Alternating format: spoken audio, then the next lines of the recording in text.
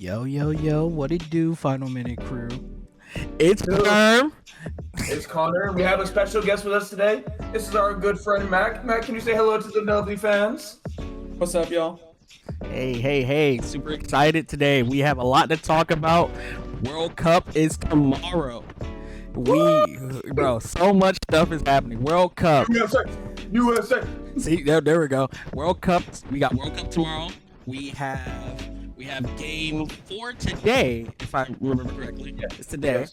And then so much other things are happening in the NFL, MLB world. But today's topic is going to be the World Cup. Oh my gosh. Connor, if you do the honors, where do we even start?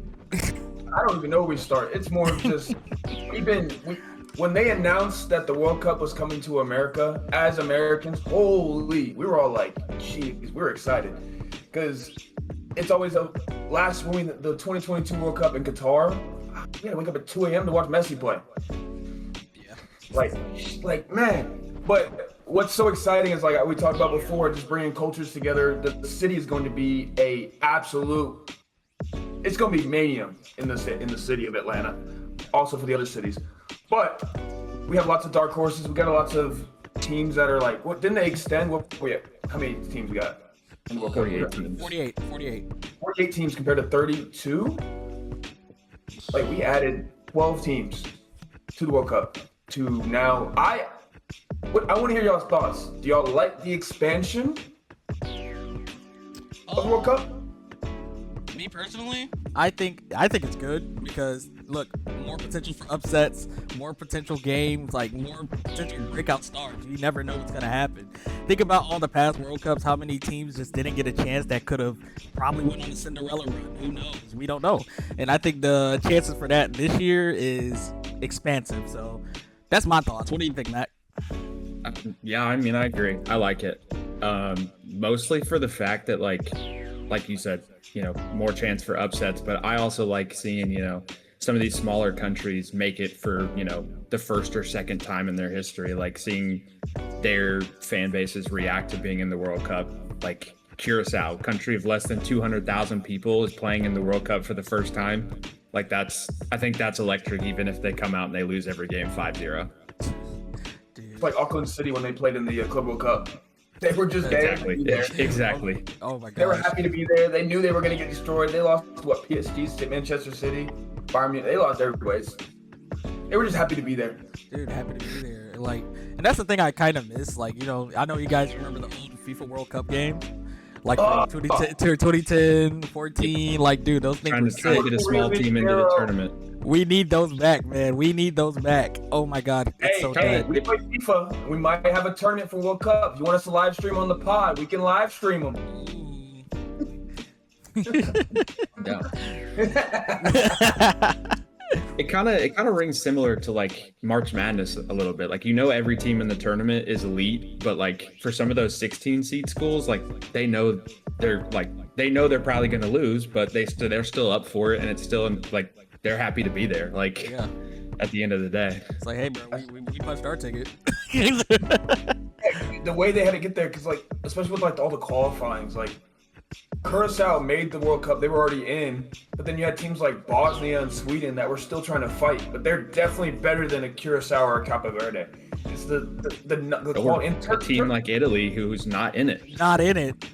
And if I remember correctly, aren't they they were supposed to be 12th ranked in the world, or something around that? Yeah, they're still ranked. I want to say top 20 last time I checked, and they haven't been to a World Cup in over 10 years. Yeah, it's been 2014, right? Yep, that was the last one. Sheesh. You said 2015? 2014. 14. And I think they got grouped in 2014. Yes. Guys, we were still in high school when that happened. I think I might have been in middle school. Middle school watching Italy get roped, and now wasn't that the year when we played Germany in the first round of the knockouts? Yeah, no, it was we had Ghana, Portugal, and Germany in our group, and then we played Belgium. And Tim Howard, bro, set the record for most saves in a game. Poor guy. We had a World Cup game. Group ever, and then did not make the next World. Then we missed out in 2018 because we got knocked out. Yeah. And I think we lost out to Panama, but Trinidad is the kind of nail in the coffin. All we had to do was beat them, and we didn't. Wasn't that the game where it was like heavy rain? No, I'm thinking of a different game. No, yeah, they're right. You're right. My big talking point was like the field conditions were horrible because it was in Trinidad. Yeah. Yep. Like still, Come to America. I'm biased as an American fan that I do like to take those excuses into account, but yes, you can't lose to Trinidad. I mean, No. It's like if Germany loses the Carousel in the knockout in the group stage. Imagine that. Yep. That would be That's one of those upsets. That'd be what? That'd be an all-timer. That'd be an all-timer. That'd be like Virginia versus when they lost a few years ago in March Madness. Dude, Virginia's always that always happens to Virginia. That's like a constant. We don't even root for them. But do y'all have any matchups that you're like kind of circling where it's like, ooh, this one's gonna be a good one? Because I personally think to start one of the first games, I think Brazil-Morocco is gonna be a good one. Oh, yeah. One, Neymar's coming back. Two, it's just can Brazil? Because obviously, me and Mac as Chelsea fans are a little biased. They left a good player at home, but they have. Yeah, you're right. They got good players on that team, but Morocco's, especially with their run they made last year, and Brazil hasn't had a deep run since 2014, and even then, they got fourth. In 2014. Well, they should have won, but someone decided to put a knee into Neymar's back. But at the end of the day, they still lost 7-1 to Germany, though. Yeah, that's fair. I think I agree with you. Like Brazil, that's an exciting one. Due to you have a historically great team versus this kind of new upcoming, pretty solid team. Made the semis last time. One for me that I'm looking forward to is honestly a bunch of different matches from the group with Sweden, Netherlands, and Japan. Like I could see any of those three teams being 1, 2, 3. Like I could see Sweden winning, less likely than I see the other two, but I feel like that's a very it can swing one way, but it can also swing the complete opposite way. Because I think Japan could put together a really good tournament. Netherlands are always going to have a solid team, but Sweden is kind of one of their better teams in their history with Gyökeres and Isak up front. I like Sweden. It's just the only reason I'm very iffy about Sweden in the World Cup is like they had to basically like scratch their way into the World Cup to qualifying. But I don't trust those teams enough to be like, if you're a good team, you should have not had to worry about going to the last bit of qualifying. You should have already took it early, like Turkey. Like I think Turkey's gonna should hypothetically win the group against the US because they have a better team. But that's why I feel a little more confident with the US. But that's different. Germ, what do you think? What you got? Personally, a matchup I've been looking at that I'm really interested in is England versus Croatia. Yeah, like that game, like dude, with the whole little rivalry at this point. Yeah, and then like plus the shakeup in England's roster, like we seen like the guys that missed out. And honestly, dude, I was just like, come on, bro. Yeah, that's their first game, isn't it? I think so. I think it is. I'm not too sure. It's like it was either the first or second. It's one of them. I think it's their first one because they played today in a friendly as we're recording this, and I think their first game's not for a week. No, you're right. Yeah. They play next Wednesday. That's the first game. And for that to be their first game is like, wow. Okay, let's see. I think England, if they don't win that game, they could struggle.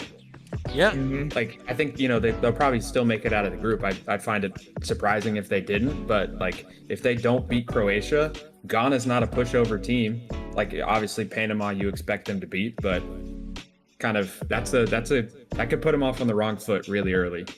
But it is a good game to kind of get out of the way though, because you don't want to like let's say they want them first. Get them first. Let's say hypothetically they're scratching their way through the group, like you're saying, like they could struggle, and then their last game of the group is Croatia.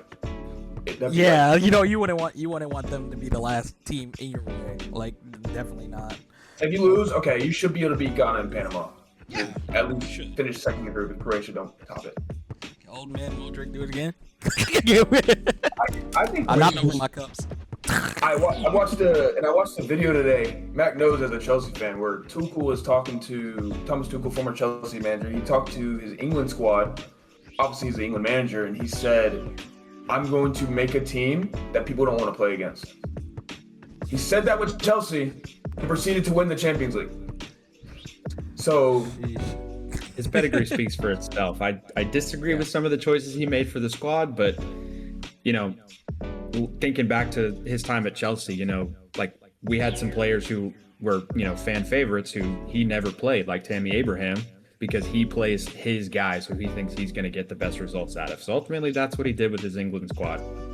He picked the guys who were in good form club-wise and who he thinks are going to fit his system the best. What system that's going to be, we'll find out next week, I guess. Yeah, because we might find out today, because you think he might just play his full team today because he got a friendly today. But I mean, true, yeah. That's what United States basically, barring a couple players. I think how they lined up against Germany this past weekend, I think that's our starting lineup right there. I think England's going to struggle in one sense. I've been thinking about it. Is I don't think they can handle the heat in the States. Dude, I think you've been seeing the headlines. A lot of teams are feeling that. I was like, they're getting baked over here. That's why it's looking like a big advantage for South American teams right now. It is. It is. That's why Brazil is similar enough. That's why Brazil, and that's why I kind of feel. That's why I'm like I'm pretty confident in the U.S. because most players from our squad, which I don't like to say, are Major League Soccer players, so MLS players. So like they're used to playing around this time in the States, and it's hot. Or like they have all lived in the United States for enough period of time to know what it's like over here. Like, and even if we end up having to go to outside of the United States, like to Mexico, like to play in the Azteca, like we play there, pretty often. Like we're accustomed to that kind of environment. Those CONCACAF stadiums, like. So I think that's that's an advantage for all three host nations. Like, and typically we've seen the hosts do pretty well in tournaments. Qatar came out and surprised everybody last time. Russia did insanely well in 2018. That was a fun one. And then obviously Brazil in 2014. Yeah, semis is good. They probably see it as a failure, but hey, bro, you can't complain with the semis. Home really. field matters. Home field matters. It does. The thing I'm worried about with USA specifically is like, yes, we technically have home field advantage wherever we go as long as we're in the States.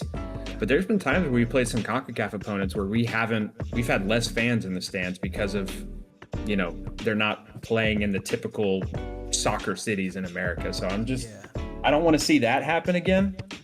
But I do think it'll be helpful at the end of the day. Yeah, wasn't the England game in Tampa, wasn't it like empty? I don't remember seeing anything. It didn't have a lot of people. Actually, I think, I don't remember where it was, but I think I remember seeing, a couple of these friendlies that are already, playing in the States or, in Mexico or Canada. They've been a little empty, but probably just because, cost of travel. Like, I'm starting to see more international fans, making their way over to the States. Obviously, tournament starts tomorrow, but they probably didn't want to come out a full week in advance just because, expensive.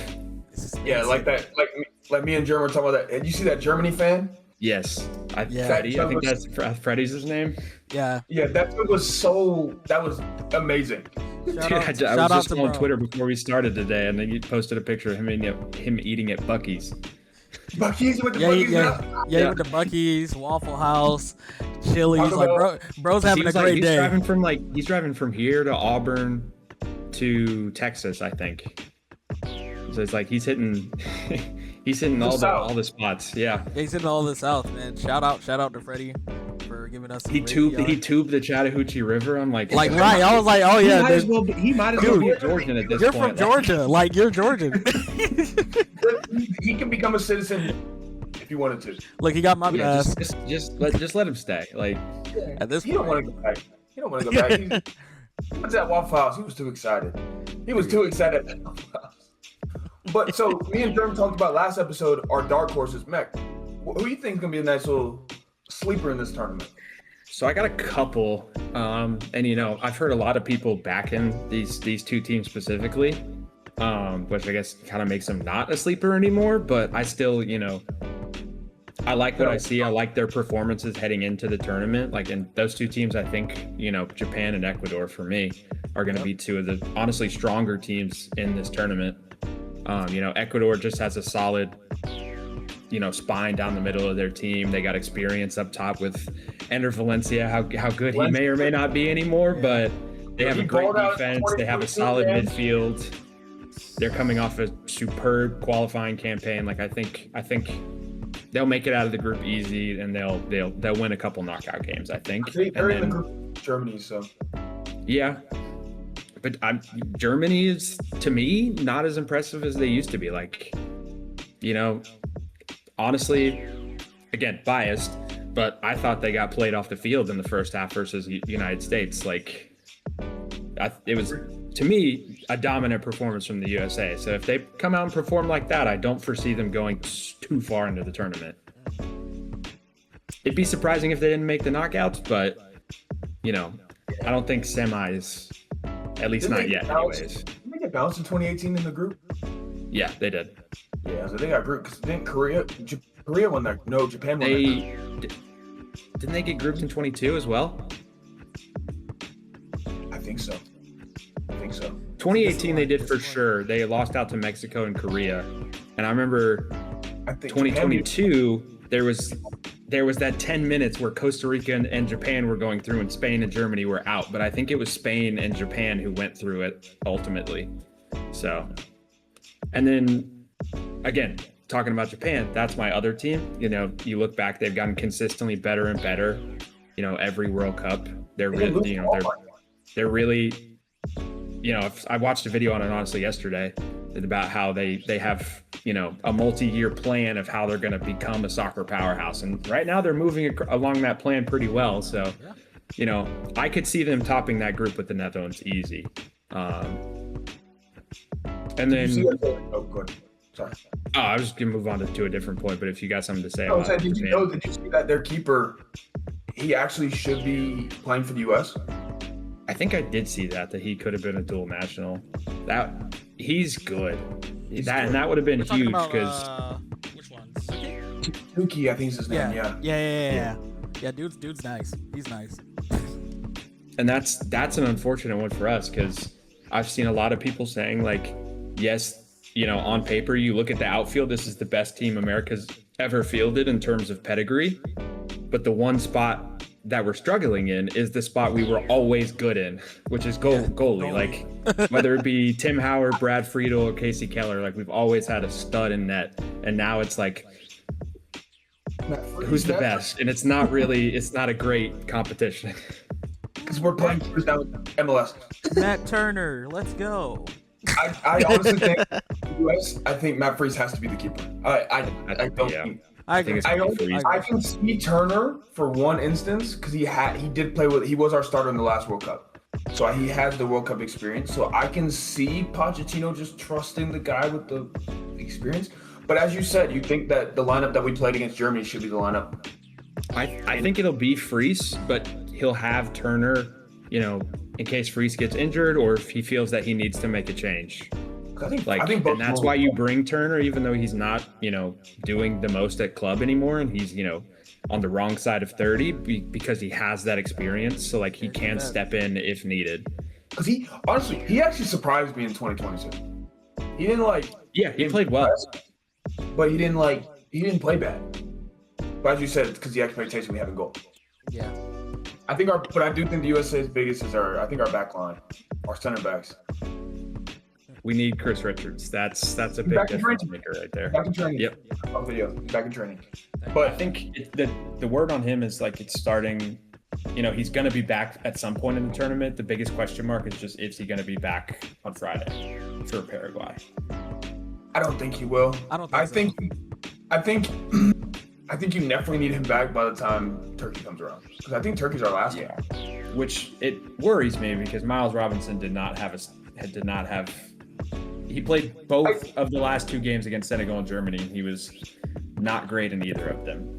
I think the best three we have to go with if Richards is not there. I think, this is my honest opinion, it's got to be Ream. Ream's going to start because he's the captain. Yeah, of course. Yep. I think McKenzie, and I think you go Trusty. For me, I just swap out Trusty with Freeman. Yeah, Okay, I agree. yeah. I agree with Freeman. I know Freeman didn't have his best game against Germany, but I still think, since he burst onto the scene, what was it, last summer, I think is when he kind of burst on. He played well in the Gold Cup too. He's been incredible since then. And the only thing that sucks with him is he playing in Spain at Villarreal, but he doesn't get much. He's not playing much over there. Yeah. Yeah. But I think he's one of our best big game players. Going back to that Uruguay friendly a couple months ago, he was immense. I think if we're playing up against a good opposition, he'll step up and he'll rise to the challenge. Who do you think on the U.S. is going to be the what was it that we said last time? The biggest. Who needs to be that man that needs to step up? Who's going to be the most important player for the U.S. for them to Because I know Binky said in the last episode, Pulisic, Germ, you said Adams, I think. Yeah, I said Tyler Adams. I said if we want to kind of be crazy, I think Haji has to play more. That's me. Yeah, I could go a number of different ways. I agree with the Adams shout because he's really one of our only true defensive midfielders in the squad. So we're gonna be leaning on him a lot. But I feel he's coming off a great season in the Premier League. I feel like he's up. He has stepped up already. He played the biggest, from kind of speaking for a bunch of fans, I feel like they all need to see Pulisic turn his form around because he's coming off start of the season incredible, horrible end to the season. He scored against Senegal. Everyone could see what it meant to him to score in that game. So we just need to see him bring that form because a lot of times, anytime I've seen us struggle in a game, we're trying to attack through Pulisic. And so we need him to be on form so that if we're kind of locked out of a game, we can't be as creative as we need to be. He can make something out of nothing. And I do think a striker has to step up, whether it be Balogun, Pepe, or Haji. We need one of them. We need one of them to be in form because it's hard to compete without a true striker. I mean, you saw it last World Cup. We didn't have our striker pool. Honestly, was not great last World Cup, and we scored what? We scored 3 goals. Haji was our best striker, and he was the third choice. And he scored a fluke goal against the Netherlands. Yeah. So I think that's what's got me most excited is that our strikers are so much better than 4 years ago. 100%. Haji is probably twice the player he was 4 years ago, and now we have Balogun and Pepe, who Pepe should have been there 4 years ago, but we decided to bring Jesus for some God knows reason. Who knows? Yep. And John Sargent, don't forget about that. He's ass. Sorry, pardon my language, but he's horrible. But I can't stand him. No, I agree. I think the USA, but I think also what's going to be crucial is our outside backs. Because knowing Poch, he's going to play 3 more than likely. Because I think Robinson and Des, they played really well in the friendlies. Yeah. Yes, they're going to be huge. It's just how we can attack. And like you said with Pulisic, what's going to help him is his work rate. That's what's going to be very crucial. He will run and run and run. He's going to fight through everything. But we can't rely on him all the time. What were your thoughts on Wes in the friendlies? Do you think he played up to his potential, or do you think we need him to step up a little bit more? I think he could have been better, but I also could see that it might be part of the fact that he's, playing different positionally than he would play for Juve. Juve, I feel like he's more of an attacking player, whereas we're asking him to be, we're asking him to sit deep and play more defensively because we don't have another true defensive midfielder. Which is, yes, he's good defensively because he can win a header. He's very good in the air. Yeah. But he's not, he's not going to cut through the passing lanes. He's not going to win the ball back as much as Adams is. Yeah, because and it's not giving him his strengths to progress the ball and, distribute further up the pitch. This is where we need a Cardoso, man. Cardoso or Tessman. This is why everyone was screaming for Tessman to be in the squad over Roldan. I think Berhalter's going to be huge in the tournament too. He played well in the friendly. He played really well in the friendly. And I'm actually very excited to see what Tillman does because he played well in the friendlies too. Oh yeah, he's got a point to prove because we really haven't seen him have a shining moment in a USA shirt.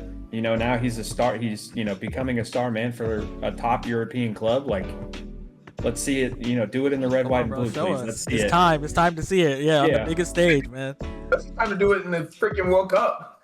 And there's a few players, honestly, who have yet to have a huge moment in the United States, despite being great for their club. Like, I'd say Balogun I agree. He's been pretty successful so far, but he's coming off the best season of his career. Like, come out and score 5 goals for us, dude. I mean, you guys remember when he got announced to the team for the first time? Like how hype it was. Everyone was like, "Oh my God, Balogun's joining Team USA." Rumors.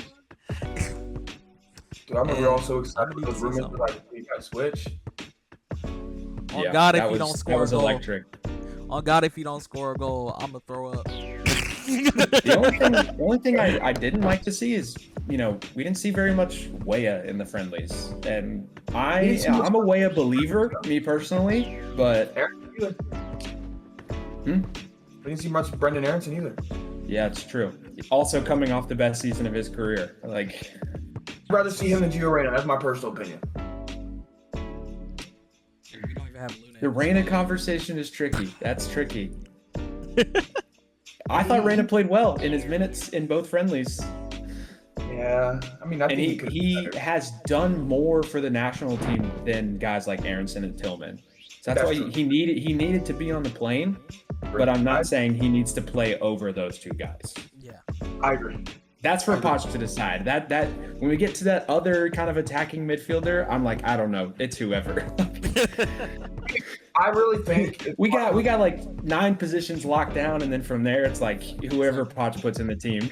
I think Tillman has to be the one because I think he has more of the flair. Plus, it's going to be pressing, but Tillman's just going to be that guy, just going to be composed, get that pass off because that sequence he played into Balogun's offside goal against Senegal was very nice. Yeah, I think. It's like the vision is there. It's there. It's just that we just need to connect and finish, man. That's all I care about. Look, finish, bro. Please just finish. I mean, I like the intensity we've been attacking with, especially in the friendlies. Like, there's been so many times where I've seen Dest is the furthest player forward on the pitch. Like, he is moving. Because he wants to. Because he's also trying to fight for his spot. Because it's between him and Weah for the outside back spot. Yeah. He's trying to fight for his spot. But I think he's going to do Dest. Dest is going to be the starter. I think Dest. And I do think, hopefully not, but Dest is an injury-prone player. Like, if he goes down, I think based on the way I'm seeing Poch play Dest, I think Weah would play brilliantly there. Oh, I agree. Yeah. We just got to hope that we don't have to see. We don't need any injuries, man. We need our left side because I ain't gonna lie to you, our left side. If I have to watch the U.S. men's national team and see Max Arfson play left wing back, I might not watch.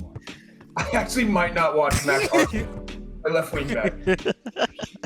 Well, that's like, knowing the United States fan luck, like Dest is gonna go down injured. Hopefully not. Knock on wood. Let's hope not. And Poch is gonna say, you know what, Joe Scally, you go play right back, and we're all gonna cringe a little bit. Not because he's a bad player. Like, he's Bundesliga pedigree, but I feel like he's not as attacking as we need our fullbacks to be. I think he's only in the squad because I think we don't have much else to bring at that position. Well, it's like I just feel like there's a little bit of an imbalance in the squad at times. Like, I feel like we brought so many defenders and not enough midfielders. Like, especially like more cautious defensive midfielders, that he was talking about playing like Reyna or Tillman at like defensive midfield. I don't know if you guys saw that quote. Tillman was playing there more in the he played a little bit there in the friendly. And it's like, if this is what you needed, like, you could have brought, like, Tater Tessman was right there. Like, I think he played the best. He was on his best form. And like, if you view Weah as a wing back, why do we bring 3 right backs? Yeah. Because I guess 4 really, because Freeman's also kind of a right back. Right. Actually, Mac, I have a question. How did you feel about Luna being left off the squad? Ooh, yeah, we did talk about that. It's interesting for me. I don't tend to back Luna as much as a lot of people do, but I think he's got tournament experience, and I guess, on that same foot, so does Roldan, even though I don't remember Roldan ever playing a minute at any of these tournaments, but he's been on the roster for the past couple. Yep. I think like Luna over Zendejas was a little bit surprising, just because Zendejas, he's been around a while. I can't remember the last time he got a look for the squad. Now he's on the plane, whereas Luna has been ever present since Poch took over. He's been as me and Germ got dropped. Literally the poster boy. They were making ads of him. Just to not have. So it's like even though I don't think Reyna is as much of an X factor as some people do. I still think that he probably should have been on that plane. I think so. I agree. I think Luna. We're at home, but yeah. I think Luna brings the flair. Like he actually in that Gold Cup, he turned a lot of heads in that Gold Cup because Pulisic obviously wasn't there, so he was rocking that number 10, and so the weight was on his shoulders for his first ever big experience with the U.S. wearing the number 10, and he surprised a lot of people. I think the biggest thing is why I'm delusional in the fact that I think why he didn't go is because he's been battling an injury. That's my delusion of why he didn't go, because he's been up and down. I would have been interested to see with him, like you said, he had that pressure on the Gold Cup, and he played up to it a little bit at least. Him in this. How would he have played? I think he would have been free from pressure, in my opinion. In terms of attacking wingers and attacking players, all the pressure's on Pulisic right now. Yeah. Which he's used to. Like he's had the pressure on him wherever he's gone. At Milan, at Chelsea even, so that's normal for him. But would Luna have played better without pressure? Like knowing, whatever he does, it's helpful because they're not looking at him as much as they were in the Gold Cup. I don't know. I think he would have, because I think if you let's say you take Pulisic off, you put Luna on, I think it's almost the same caliber player. That's similar-ish, yeah. And I think Luna would be good. United States needs dogs. They need to have that kind of mentality, and some of our players don't have it. And the more guys we get that have it, like Adams, in that same caliber of intense, bringing the game to the opponent rather than letting the game come to you. Like Luna would have been that. Mm-hmm. Whereas we look at a couple other players and we're like, are they dogs? Yeah. So if we bounce off that, we talked heavy about the U.S., we'd go on to other teams. Who do we think? Germ, I'll go with you first, since we haven't really you've been a little bit out there. Who do you think's going to maybe win the Golden Boot? What are we thinking? Who do you think's going to be that guy? The best player of the tournament, basically, essentially. So that's essentially what Golden Boot is. If, let's say, hypothetically, someone on Golden Boot is top scorer, Golden Ball is best player. Yeah, but a lot of it, the Golden Ball usually goes to the team that wins. Generally, they're the same person. Yeah. Generally, not always though. Not always. Yeah, unless they're, let's say, a Haaland doesn't make it past to the pick it far and he gets. But yeah, I think my vote is going to be a very boring one, to be honest, because it's kind of dude, I'm going with Mbappe. Okay. I'm going mainly. Yeah, I'm going with. I don't think that's as boring as it might have been in past tournaments. Yeah, and I think it's dude's going in with bro. He has a vengeance. This dude is sick of losing in the final. He'll always get there the crazy thing is we're looking at that France team 4 years on, from when they lost in the final. That attack is night and day. That's why I feel like, Mbappe is not going to be as popular of an answer as it was, because he's surrounded by star power. Yeah, that is true. Not that he wasn't before, but it's on another level this year. You got Doué, Elise, Dembele. You got the current Ballon d'Or winner in the squad next to Mbappe. Dude, at the end of the day, he's still Mbappe with his play in Real Madrid. You already know how he feels. Dude's going into this tournament, like I said, with a vengeance. I feel he's got something to prove. He's dude, I am the best player in the world. The world. And I'm come on, man. And his World Cup pedigree is just insane. Dude. He's played in 2 tournaments. I could say with decent certainty, if he's not injured for any World Cups in his career, he'll finish his career as the top goal scorer in World Cup history. He's only 5 behind Klose. Yeah, it's 16 goals I think is the record, and he's 2 tournaments in and he scored double digits at least. Yeah. So it's disgusting. Yeah, that's my pick. That's my pick, honestly. And I know the team, like, of course they want to win it for their country, but dude's put his whole body, heart on the line for this, and to come up in those disappointing games, to lose the way that he did, I wouldn't be surprised if he's like out there and he's just like, dude, I'm the alpha, I'm taking over. You think even with him winning Golden Boot, you think also you just give him the Golden Ball? Yeah. Or you think I honestly do. My Golden Boot is the same as Max. We can kind of like bounce off each other. It's all this one is most definitely the most boring answer. I kind of have two because I didn't want to just say the boring answer, but I believe it's probably going to be Harry Kane. Yeah, because last answer. World Cup he scored a hat trick against Panama. Guess who's in their group again? Panama. And like this is a group they should get out of, meaning he's at least going to play 4 games. Panama, he could probably get a hat trick again easy. Ghana, he definitely can score against, even though I think they might struggle against Ghana. And while Croatia is on top of their recent matchups, it's been a scoring fest both times. So yeah, I think even if they don't win every game, I think he'll score in probably every game. My other one that's like, I don't like saying this because he plays for a team that I hate. But I think in the sense of like the group, and I just think if they can like do it, I think Gyökeres could do it too because he played well in the qualifying stage. I hate it, but it's like if you look at it, like he plays well for Sweden. Sweden or Isak. I don't think Isak would be. I think he'll probably boost Isak a little bit, but my sleeper would be Gyökeres. I don't like it because he plays for Arsenal, but with that group. With Timber being down for Netherlands, so like Netherlands are kind of like shaky. They're in the back a little bit, and Japan, they're good, but like you're still one of the best strikers in the world. Yeah. So Gyökeres is my sleeper pick. Okay. My sleeper pick, and again, it's coming from a big team that a lot of people are calling to win, but it's not one of this like the true stars of that team. But he plays up top for Spain. Spain, to me, having pretty easy group.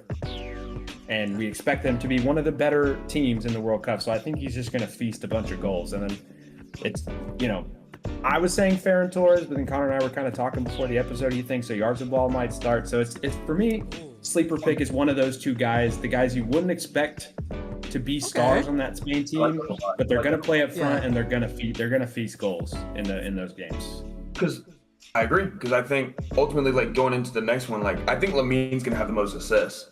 Like I think he'll have the most assists in the tournament. I think he'll have the most assists. You saying Oyarzabal or Ferran Torres, it kind of makes sense because I think Lamine's just gonna be because obviously with him and Lamine and Ferran, they played the club together, so it's like it's a little bit easy. Lamine is hurt, so it's gonna be tough, but I think healthy Lamine, I think he'll have the most assists. When do you guys think he's gonna be back? Like truthfully, like what's your? I think he'll play game 1. Yeah. Yes. Who they play? I'll look who they play game 1. I think if they have an easy game, you might sit, but bro, they play Cape I really don't think that they play Cape Verde. I think he could sit, but essentially that's the game that's in Atlanta. But essentially, I think Lamine's he's been out for 3 months, 2-3 months. He's been out for a minute. Yeah. Because he's been on the bench for every fixture, so he's fit. Yeah, somewhat. He has time to heal too, so he should be. Yeah, I think he ain't gonna want to sit this tournament any game. So now let me ask. Yeah. What's y'all's take? I got a question for both y'all. What's y'all's take on Ronaldo? What do you think? You think Portugal is gonna be able to do some damage? You think Ronaldo's gonna get in the way? Because that team is disgusting, in my opinion.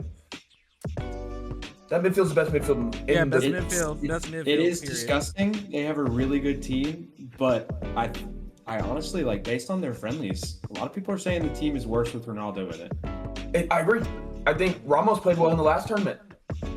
He was one of the leading scorers in the last tournament. It's like this dude, Ronaldo. It's like, such a slippery slope with that guy. Because it's like you can't deny one of the best talents we've ever seen in soccer. But then it's just that's the thing. Soccer, it's a team sport, man. It's a team sport, and it's crazy to think because like you look at his team, the surrounding team around him. Like dude has an amazing supporting cast around him. They can feed him the ball, but it's just like what Ronaldo are we gonna see? What Ronaldo are we gonna see on the pitch? Egotistical Ronaldo. That's the thing. Is it I got to do everything, Ronaldo, or Like, hey, at the end of the day, Ronaldo has never scored in a World Cup knockout game. That is true. Partially because sometimes Portugal haven't made it, like in 2014, and sometimes they get bounced in the first round and he doesn't do anything. So it's a huge question mark. So you're right to bring that up, Connor. Yeah, it's perfect. That's one of the bigger question marks. Like, are we going to see Portugal in form dominating, or are we going to see Portugal struggle like they have at a couple of the most recent tournaments? Because like that team, we look at a lot of teams now. I mean, obviously no one's really played yet. We can like base off the friendlies a little bit, but it's friendly, so they're not playing their squad. But on paper, Portugal have one of the better teams in this tournament. Yeah. Like as we literally just talked about, that midfield is disgusting. You could probably say that's the top 3 midfielders in the world, if you're feeling it. Because I think João Neves is their most important one, in my opinion. That's a very big one. I like João Neves a little bit more than Vitinha, because if you think about it, Vitinha gets compared to Pedri. Who do people compare João Neves to? Nobody. He's one of one. That's my opinion. But no, I agree. I think Ronaldo's ego is going to get in the way. Yeah, that's fair. That's fair. Because Bruno and him don't play well together. Which is kind of crazy. Kind of crazy knowing Bruno's pedigree. Yeah. But it's like there's a reason no one's calling for Messi to be benched from the national team. Like, he is still providing. Dude, and they play like, dude, that Argentina team plays. That's a team. That is a team. The egos are like well balanced. There's proof in that. Like, if you go back, we were just talking about the golden ball is usually the top scorer. Well, in 2014 World Cup, Muller was the top scorer. He didn't win golden ball. Messi won golden ball because he carried his team on his back. But Germany won the World Cup because the whole team played together. Yeah. Like, you're never gonna win the World Cup off one man's shoulders. Bro. You need the power of friendship. Yeah, I mean, didn't Messi win golden ball last year too? I think so. I was like, yeah, I think he did. I mean, yeah, based off winning it, but like, he didn't even win golden boot. He didn't even score the most goals. Mbappe did. Yeah. I just this World Cup, like, it's gonna be a lot of bottom feeders in the first few games. Kind of see where these lower teams are gonna do, like a Cape Verde, Curacao, Uzbekistan. Like, how are these teams gonna be able to match up against the big dogs? But once we get to the knockouts, I think it's gonna be. There's less pressure on the group stage because we have a more healthy mix. That's why, everyone's saying the group with France, Senegal, and Norway is the group of death. Well, there's 2 World Cup wins in that group. Usually the group of death has at least 4. But because of this expanded tournament, that is the toughest group, or one of the toughest groups anyway. So it's like, but the group stage is still going to be tense. And, 32, there might still be some less entertaining games, and then once you get to that 16, you're really working with the elite teams, because it takes pressure to get through 4 games like that. Yeah, almost every prediction I've done, literally, I think in the second round of the knockouts, it's literally France, Germany, and it's like, I've encountered that one a lot on France and Germany. Yeah. What, Portugal, Argentina? Like, it's been crazy. Oh my gosh, dude! Imagine Messi, Ronaldo in the quarterfinals. I would love it. I would live for it. Dude, quarterfinals, Messi, Ronaldo. I don't know what it is. I don't know how to look at it, but imagine if that's the game in the U.S. in the Atlanta.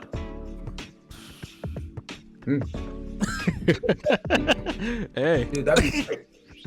And like, dude, dude, I don't know about y'all. I'm excited for this. I'm excited for this. Because it's the best time of every 4 years is the World Cup. Yeah, and like, it makes it even better that in the city that we live in, the country, like. Oh yeah, especially like Atlanta's becoming a soccer hub of the United States. Like, it's gonna be crazy here, and I'm here for it. Yeah, the Atlanta's just become. I just wish I could go to a game. Yeah. I would too, but I think me sitting at a bar watching it on the TV can suffice. There you go. Or sitting on my couch with the comfortability of my home, it can suffice. Yeah, or so many people, freshly ordered food. You get to talk about the World Cup with people you don't really know that well, and they're like, "Are you going?" And I'm like, back when the World Cup was announced that it was going to be in America, I thought, "Oh, I'm going. Like, there's no way I'm not going." And then ticket prices dropped, and now I'm like, I'm not going. You know what? If the tickets were like 200, I'd be there. Oh yeah, 200, yeah. 200, I'd be there. 200-300 maybe, I'd be there. But we're looking at a band. That's a band at Yeah, least. it's crazy. I mean, that's how it is. I mean, but like it's also the fact of like how many the stadiums crazier thing is like it should be cheaper. The stadiums You fit would so think. much more You would people think. than some of the stadiums at the past World Cups. Like they're playing in 90,000 seat stadiums, Dude, wait and till it's those still fans- costing probably triple what it costed at other World Cups. You know, Yeah, Wait till those fans see the food, man. Wait till they see the food cost in there. hey, shout out to Atlanta for maintaining their, Shout out Ben. Shout out to the Ben. their cheap food pricing. Trying to tell you. Yeah, That's one of the best cities in the world. that's Uncle Arthur right there. We love Uncle Arthur. Definitely. So, one last topic I want to kind of discuss about. What are y'all's takes on Neymar? He's hurt. Like, do we think he's coming back? Do we think that he's gonna like sit? Do we think he's even gonna play a good amount? I never expected him to play a lot. Yeah. I think he's more of like you're paying respect to one of your goats. Like Yeah. I think he'll play. Like if he's get some fit, run. he'll get some minutes every game. But I don't know if I foresee him starting more than one game. Yeah. He'll probably start maybe the last game. Brother not play. He not playing the whole 90. No way. Do you think he'll be back in time for the World Cup? Is there rumors about it? That I don't know. Looking He's at the schedule, hardest- I'm not too sure. He's the hardest player to predict injuries, for. Yeah. Yeah. We love Neymar, but I agree with you. I think See, I would predict him to start if their last game was against Haiti. Their last game's against Scotland, which could be an important swing game depending on how the game with Morocco goes. Yeah. If those two fixtures were switched and they kind of felt comfortable about their fate going into that Haiti game, I think he would have started the Haiti Yeah, I'll give him game. the start. I'll give him the start in the Haiti game. I think He still Brazil could. I think it's think more we're- likely if it was the last game though, and they felt more comfortable about their position in the group. I think Brazil's in the same boat as England in the sense of getting their tough game out of the way. For sure. Oh my god. But I think Don't sleep on Scotland though, man. hey man, my goat Billy Gilmore's not playing. I'm sleeping on him. That one hurt me. That one hurt me a little Yeah. bit. Dude, That's a huge blow for them. But I think Crazy. they're another team with Scotland has a point to prove. Like Yeah. they have arrived. They are in their golden generation almost, basically, just off the shoulders of McTominay alone. And I think they want to go down as the best team from the British Isles. Like, and it could happen. It could happen. Yeah. We'll have to see. It's so exciting. It's so exciting. Yeah, it's just like I think like teams like a Uzbekistan. I think Uzbekistan might go in the knockouts. That's my prediction. That's my I've seen a lot of people Come say on. that. Yep. Uzbekistan. Come on, baby. Mostly off the heels of Kusanov, really. Trying to tell you.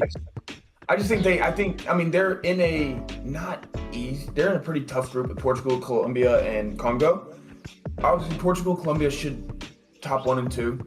I think Uzbekistan can be better than Congo. Congo didn't look good in their qualifying. I agree. I think Uzbekistan. But obviously, it all comes down to what they can do against Portugal and Colombia, because with the World Cup now, you can go in as a third place team, but it's 8 of like 12 teams to get in. Yeah. True, but I think a lot of what I'm seeing is like if you win one game with a decent goal difference and you don't concede a bunch in your 2 other losses, generally that's enough. Yes. So they just Like 4 points is 4 points is automatic. Yeah. But so we could see a lot of these shock teams pull a result and hold their own and not lose by a ton to some of these other teams, and they could be in it. Like it's easy. It sounds easy when you talk about it, but when you actually look into the games, it's like, oh, that's not too easy. But win one game and you might go through. Like, yeah. Who do y'all think is like y'all's biggest like powerhouse breakout player? What players do you think we're gonna get like who's gonna be the new Hamas of 2014? I got a couple young guys that I think, could put their name a little more on the map. Somebody like Diamande, I think he's going to have a good tournament. He's already on the map. Like, Yeah. I think honestly, he might be the most similar to Hamas in that he has a great tournament and then he turns around and he signs a big money move to a top team. I agree. Like, I think that's a lock for him. And then I think, some guys like, I think his name's Gilberto Mora for Mexico, 17 years old, like one of the youngest players in the tournament. Like, I think he's got a point. He could make a name for himself to earn a European move. And then what's the other guy? There's this young guy playing for Bosnia who's on the bench in their qualifiers, but like rumors are saying he played so well, he's played his way into the starting lineup. He's a teenager. Like, obviously no one's expecting Bosnia to have a crazy tournament, but again, like, even if you get knocked out in the group, you come out and you play really well for 2 to 3 games, you're going to earn a move. His name, Germ Alejbegovic. I think. Yeah. I was gonna say, for me personally, I don't know if you guys seen the Ivory Coast games. Jan, I think it's Diamande. Yeah. Diamande from, I think he plays for Leipzig, right? Leipzig, yeah. Yeah. Dude is fun to watch. I'm not gonna lie. Like, I've had my eye on him, watching some of the group stages and some of the plays, like some of the games beforehand, the friendlies, and I'm just like, Ivory Coast, hey, look, hey, you might have something there, bro. He's 19, I think he's 19. He's 19, he's young. Dude looks like a baller. I'm gonna keep my eye on him on the Ivory Coast. Like, if I ever catch myself watching an Ivory Coast game, I'm gonna watch him. Go keep my eye on that guy. I think my biggest player. Mine's like different because he's already the biggest guy on his team. But I just think that players that I think could have a huge breakout and like kind of just he's already on the map because he plays for already a big team. But I think he wants that bigger move. It's Kenan Yildiz for everybody. I think Yildiz for Turkey, like it's very mainstream in a sense, but it's the fact that Turkey's riding off 2 players, him and Arda Güler. Arda Güler already has this big move. He's already at Madrid. He don't need to worry about that. He's just gonna go try. They haven't matched up against Destin Robinson yet, though. So they have a quote unquote I'm gonna cover the badge an easier group. So if Yildiz can like kind of just do his thing a little bit, ball out in that group stage, more than likely he'll probably match up against one of the powerhouses in the first round or second round. So he'll probably get knocked anyway. But I think he'd be destined because like we said, it's all on his shoulders. Because Turkey have a decent squad, and we think most of us, at least I think they'll still top the group. Because I would have said, but I would have said like a goats for Belgium, but he didn't get called up. But that's very unfortunate. From Ajax, but yeah, I think the stars are some of these players on these teams might, like, in this expanded World Cup and just in general, like Belgium, who are on the tail end of their golden generation, like some of these up and coming young Belgian wingers are going to say, their goal might be to do what Hazard never did, Yeah. Or like for Ivory Coast, going back to Diamande, like he wants to do for his country what Yaya Toure and Didier Drogba weren't able to do. And that's, make a splash at the World Cup. Bro, you never know. Yeah. Anything can happen. And that's what I love about it. With all these teams. And speaking about something what's going to happen, Germ, tell me what's going on in another sport, my man. Oh.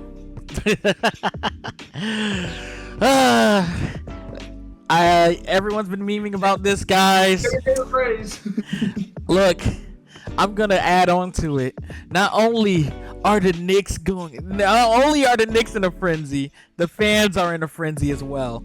Oh, man. The NBA Finals have been electric, to say the least. And that's for not even just the games. I mean the fan bases as well. I'm like, you guys see it after every game. That's the best part of every game is going on TikTok and seeing all the Knicks fans. Yes, bro. The Knicks fans are in a riot, dude. I warn all our viewers that are Spurs fans that live in New York, please don't wear that jersey outside of that stadium. Please, I look, stay inside. Stay inside. Don't talk to the Knicks fans. Just avoid them, bro. They're like zombies out there. They will rip your jersey. They will chase you. It's super crazy, honestly. But I was like, honestly, like, bro, like, we knew chaos was gonna happen when, you know, New York got into the finals. And honestly, to talk about just the games in general, like, they've all been great watches. Every single game has been a great watch. Honestly, it was looking pretty bad going into Game 3. It was like, oh, we don't know. We think the Knicks might sweep. You heard Knicks sweeping in 4. You was hearing all types of stuff, dude. But the Frenchman heard the whispers. I don't know if you guys seen him. He was drawing at Central Park. Like, he was just chilling. Like, dude was chilling. I was like, bro, he's in his element right now. This is bad. And then sure enough, they go and win Game 3. Bro, I saw that man pull up from 30 feet. He drained it. Dude, just came. Splash. You're 7-4. I felt this was I felt that Game 3 was a big turning point for me personally in the series, and we could see, and I felt that this was going to be a problem for the Knicks going home. Was that pressure, the added pressure of winning on your home court, that was going to be really big. Because, look, here's the thing. Everyone talks about it. Knicks haven't been there in like over 50 years. They have not been in this position in over 50 years. And a lot of people don't take that account because, the Knicks were the hottest team in the playoffs. But they weren't in that, like, dude, they haven't been in that pressure. They haven't had their back against the wall yet. We don't know what that's like. They haven't had that yet. Sure, you could say, they've been in the Eastern Conference Finals. Yeah, they did all that, but dude, the finals is a whole different beast. And we just seen the team out west. They just went to the toughest atmosphere in the nation. Toughest atmosphere, reigning champions, and they beat them in 7. Dude, that was a series too. Dude, that's grit. That's grit. They built with so much adversity. Like, I saw a picture. They had one of the lowest odds to win the finals. Yeah. Like, they were at like a plus 13,000 or something. Yeah. It was a very high number, and I was like, the Spurs have been very, like, as you say, grit oriented, and the Spurs, like, Wemby struggled game 1 and 2. Castle struggled game 1 and 2. Fox struggled game 1 and 2. Adjustments. Basketball is a game of adjustments. In Game 3, no one missed. Yeah. Hey, can we shout out to Josh Hart? I really like Josh Hart. But, oh yeah. Love that guy. Josh Hart balled out. He balled out. I don't know why they went away from him in the second half of the game. I have no clue why. And also, let me shout out to the coaches of the Spurs in their adjustments, because keep taking Wemby off of Cat was probably the best decision they could have done. And you see, he was kind of just sitting in space.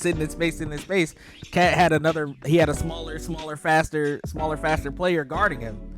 So he wasn't able to get the quick little rushes to the paint and all that. He couldn't get that. And Wemby was there to help with defense. Like, I thought that adjustment was great. And taking Cat out of the game definitely it changed a lot of it. It changed a lot of the game, because, dude, when you have to rely on everyone else and when Brunson's shot isn't falling, what do you do? Brunson was in foul trouble. Yeah. He had 4 fouls going into the fourth quarter. He didn't play half of the fourth quarter. Yeah, and then don't even get me started on, like, hey, I'm not gonna lie, Spurs got away with a lot of stuff that game. I will not lie. Especially you seen when Wemby pushed down on that man's neck. I was like, oh my god.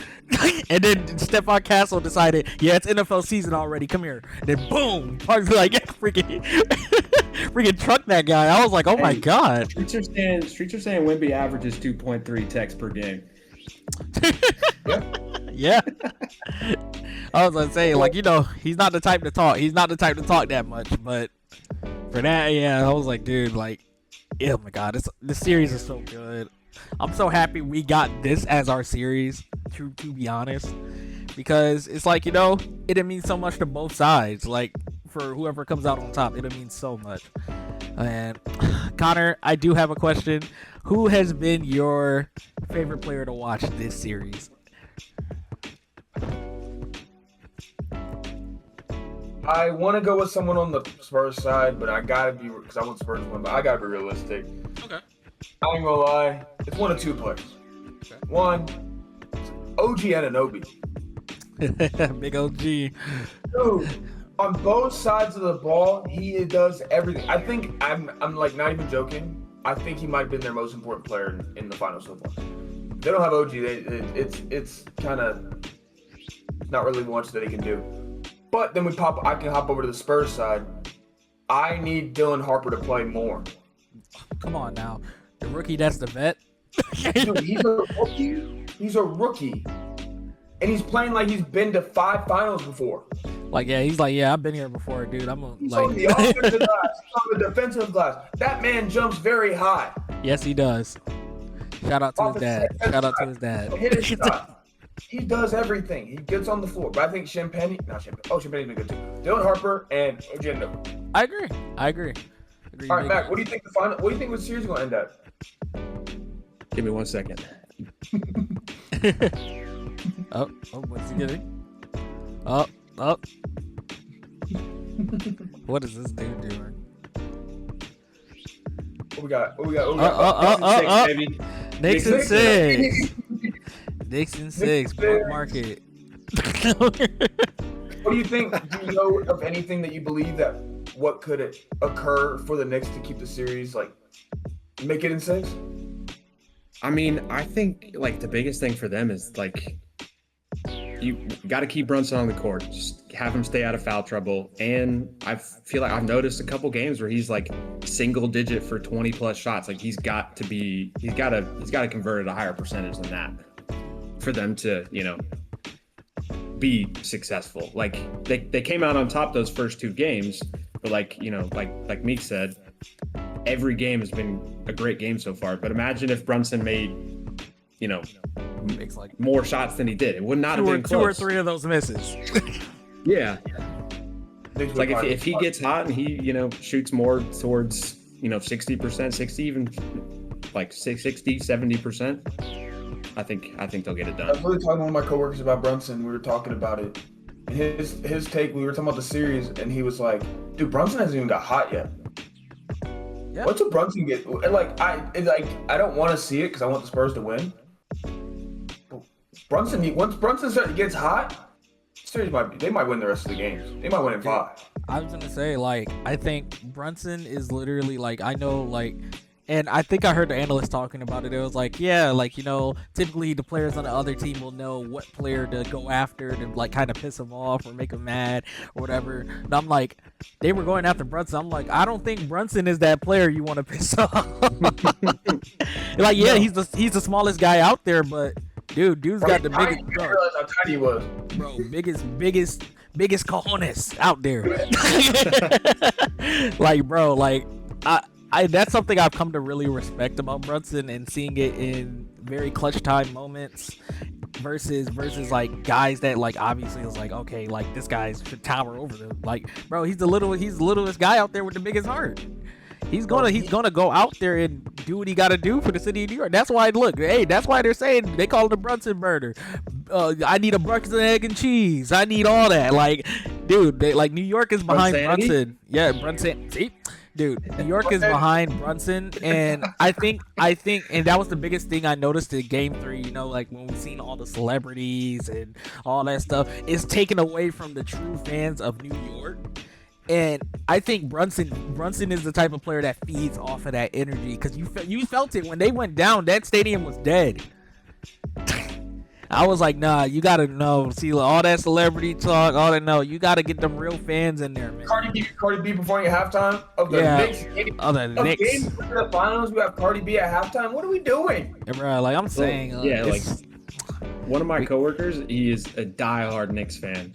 And we were talking, when they went up 2-0, we were like, are they going to sweep the finals? And then we were like, well, what if they go up 3-0? And he's like, it would be the most Knicks thing ever to be the first team to choke a 3-0 lead. That is a very Knicks thing. That is a very Knicks thing. So, I mean, they need to go out and, get a strong, they need to get to 3-1. Like, if it gets to 2-2, they might fold.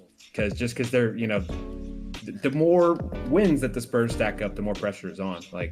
Yeah, I just don't bro. This game tonight, Knicks have to win this game. Because if they don't, I'm really worried about that prediction, man.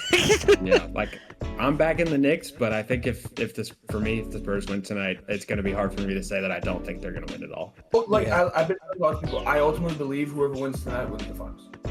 I think this is a game where whoever wins, because every road team has won the finals so far. The Knicks won game 1 and 2 in San Antonio. The Spurs won last night. But it is crazy that I think the Spurs, the Knicks, they won 12 straight games? 13. Yeah. 13? And then they just took a loss. Right now they're home. They're 13-3, I think, right now in the playoffs. Yeah, but it's also they took their first loss in about a month and a half at home. Yeah. With that momentum, they were driving off that momentum in game 1 and 2. Man. Wemby came out there and said, "I want to perform." I think in his mind, he wanted his best. I believe he wanted his best game to be game 3 because it's MSG. They haven't had a finals in what you said, 40 years, whatever. It's been over 50 years. Yeah, so it's like fuel the fire of you want to be the one to stop them from winning the series at their home court. In the way the media and everyone kind of flipped on Wemby after they beat the Thunder. Like, okay, great, you took down the villain. Now you're the villain. So it's like, look, hey, bro, he can embrace that role if he wants to. I mean, the refs' whistles might agree with that sentiment. I'm just saying. Yeah. It was atrocious. I will say what's been good about it, it's been such a it's been very aggressive. It has been a little bit dirty. I mean, yeah. I like how the refs are not calling a lot. They're being kind of lenient and letting them. I feel like that comes more from a grit fire standpoint rather than a true malice. Yeah. You can just tell everyone on the court they want to win, and that's good. You would expect them to, but yeah. In game 3, it's a physical game because everyone's fired up. Yeah, no one I'm not even joking. Watching game 3, they know. I feel like I didn't see a single team miss.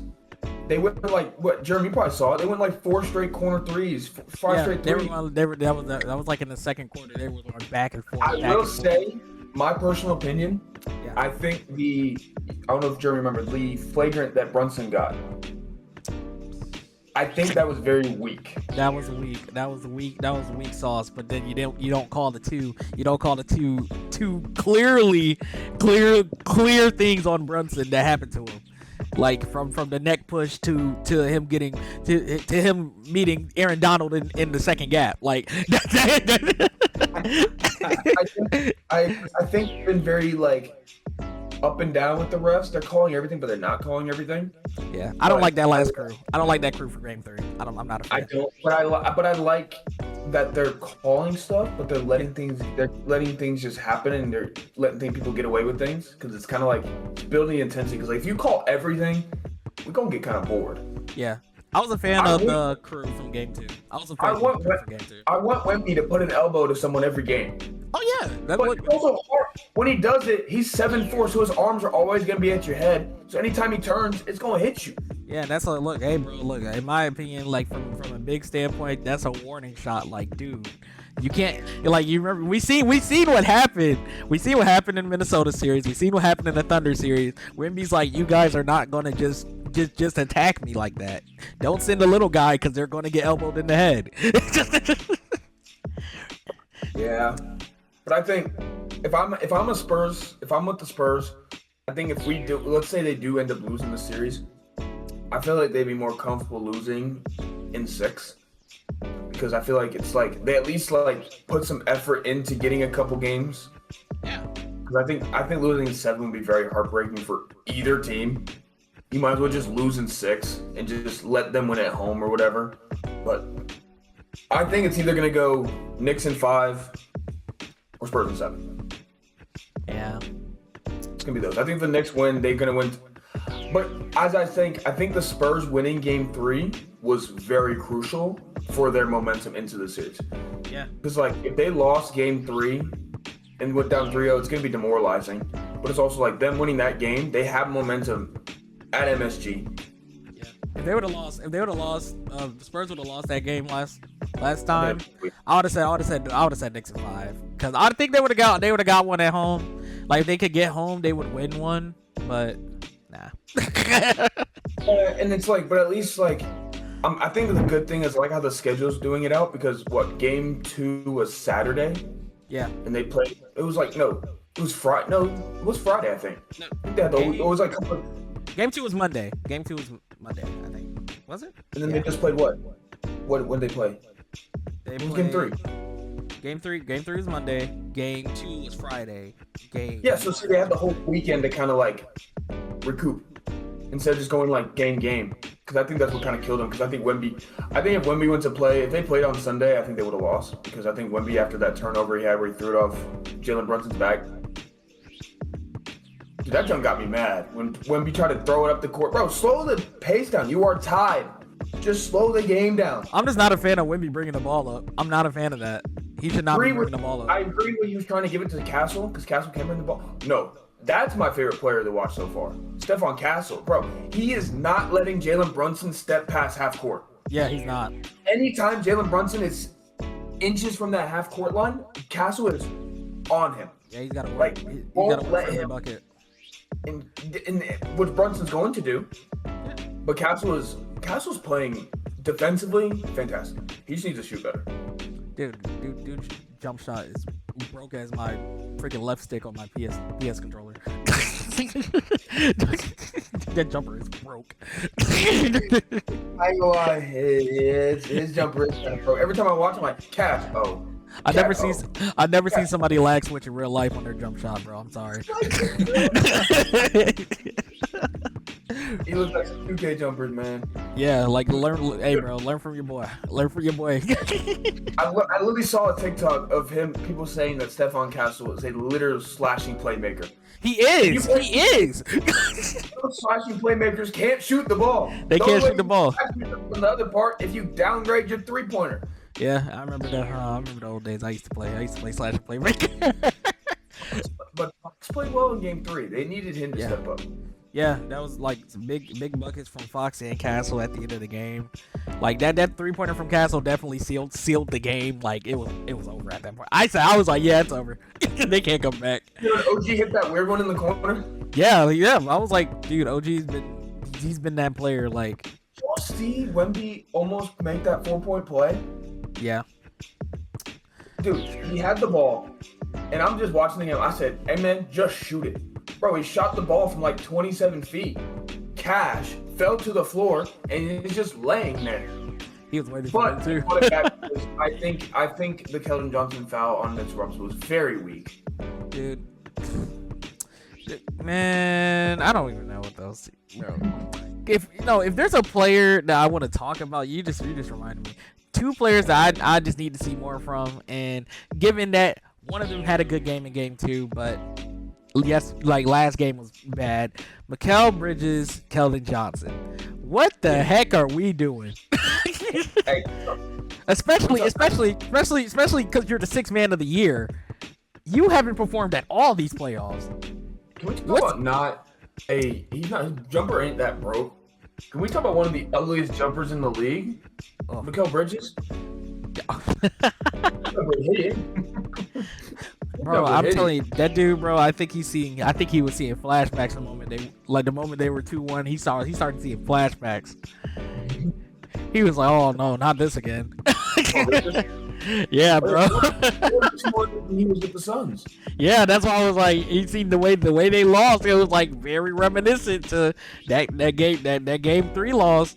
It was very reminiscent to that. Oh, another tall foreigner destroying us. Hey, here we go. Remember the trade rumors we almost saw? Remember how we almost saw Wemby and Giannis on the same team? God, I don't even want to imagine that. That's scary. Those two kind of matched up on the same side of the court. That's a scary sight. That's a scary Just story. cancel every season and give him the trophy every season. Like, dude, it's like hand it to them. Like, yeah, here you guys go. I'm gonna ask you. Let's say hypothetically they lose this series, the Spurs. How many rings do you think Wemby can get by the end of his career? 2. Fairly confident in that number 2. Got it, I'm going 4. I'll meet in the middle. I'll say 3. Okay. Okay. I will say the West is getting. It's so hard to say. The West is getting pretty loaded, but that Spurs team is still very young. Because they're going to get cap room soon. Because I don't see Fox staying on that team very long. Yeah, dude, you got to give Harper the keys, man. You got to give Harper the keys. I was like, especially if you have Dylan Harper who can just take the reins of the point guard spot and you can kind of get some cap space. Do you think they get that cap space and go after like maybe a KD?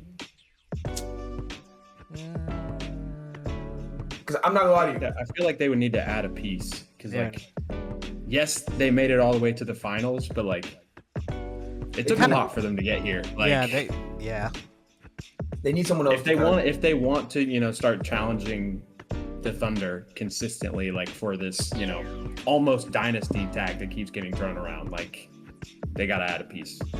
Thank God for no Thunder's dynasty. Thank God. Dude, if the Thunder win the finals, bro, especially with these refs, oh my God, we'd be seeing Shea at the line every second of every game. Because you're saying that, like, reminds me that I'm like, oh yeah, dude, we're having 2 expansion teams coming into the league soon. Yeah, and they were saying that, like, funnily enough, for the West, not Memphis, Minnesota. They were saying Minnesota is the most likely team to be moved east. So imagine that. Imagine, dude. Coming to the A.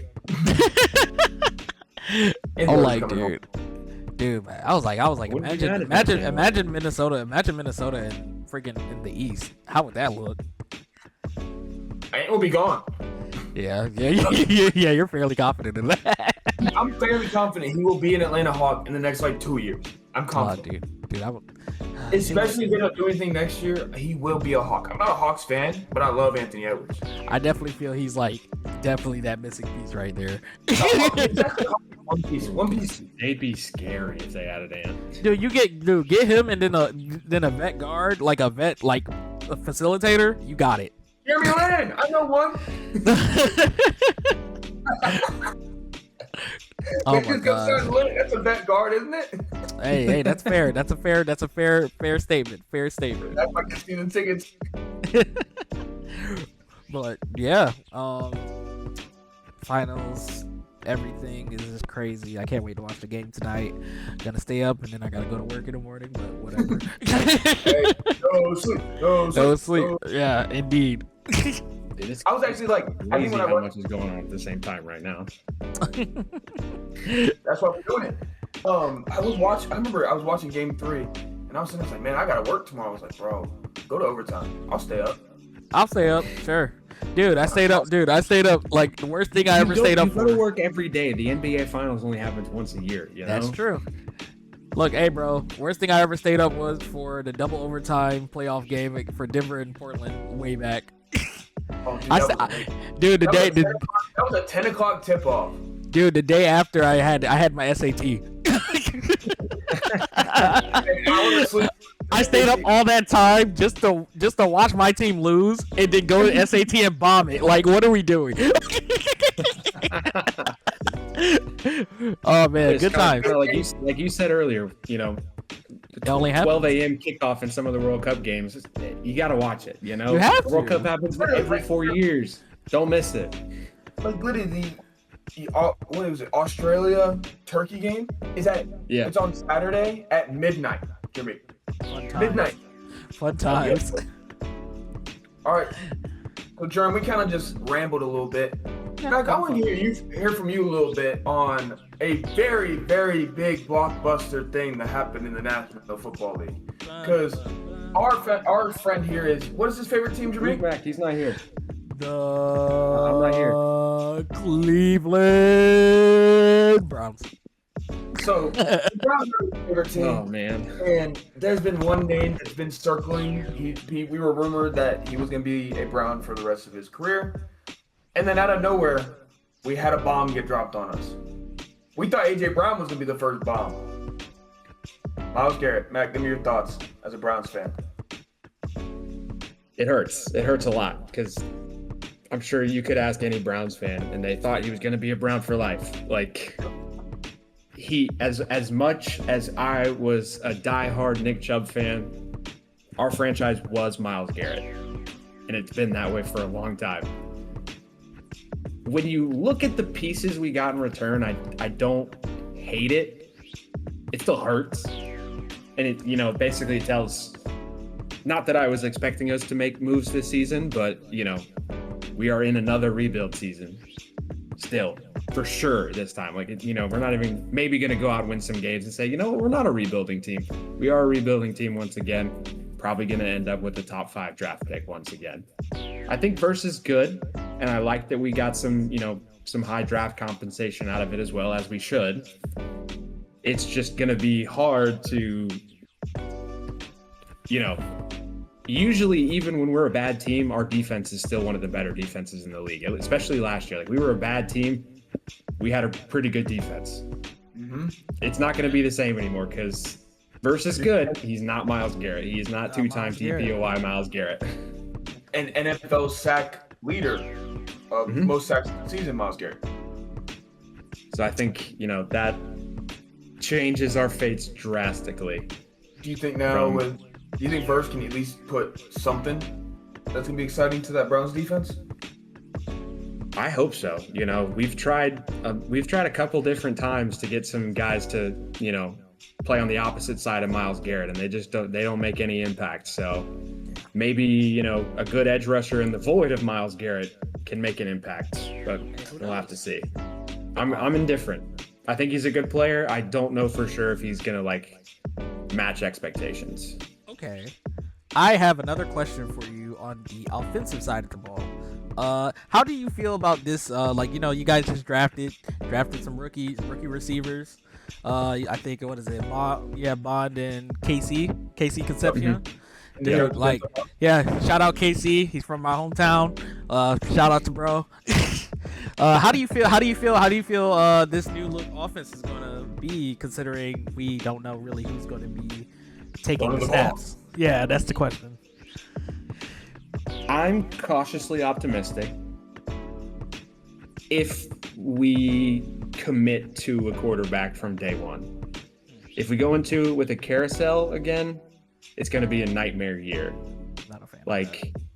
Like I said in our pre-draft prediction post that you guys put out, is I think you need to commit to Shadur. Like, yes, it was, you know, fluky and probably not deserved, but he's a Pro Bowler. Like, yeah. You got to commit to. You can't go into, you know, week 1 with a question mark of who's going to start at quarterback. You know, because then you really haven't been getting the most meaningful practice reps, which is probably pretty vital for rookies to get meaningful practice reps with their quarterbacks. Like, you know, these guys are fresh. They've never played with any of these guys before. It's helpful if they know who their guy is from day one. And I think it should be Shadur. And I think we'd play better if it was Shadur. You don't think Deshaun's going to be the starter? I hope not. We don't need his hands touching anything.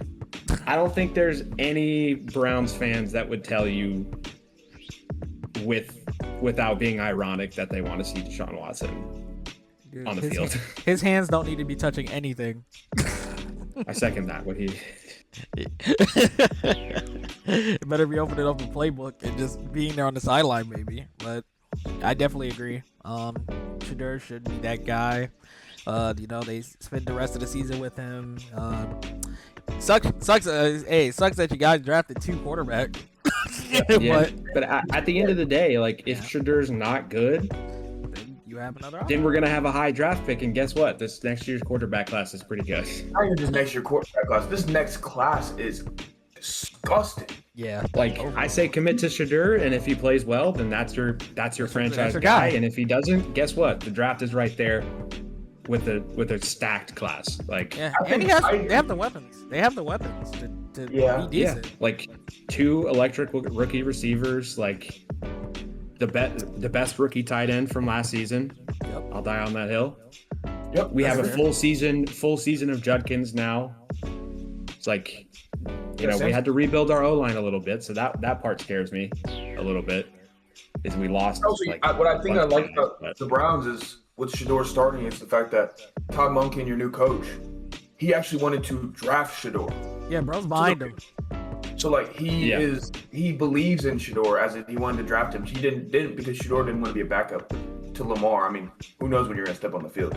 But with Lamar's injury, he probably would earlier. But I think Shador. I agree. I think you just ride with him. I don't think, but I think you go with Shador. But I'm ultimately honestly, I think Deshaun will be your week 1 starter, just because.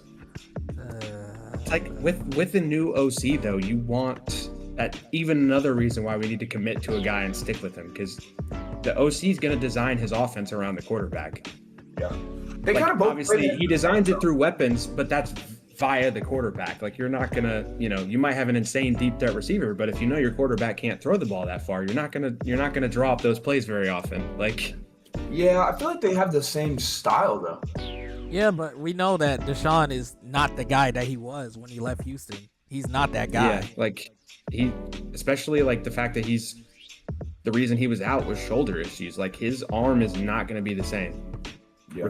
Regardless of how he is as a person, it's equivalent to, a soccer player or anybody tearing their ACL for that matter. They don't come back the same. They might still come back, but they're different.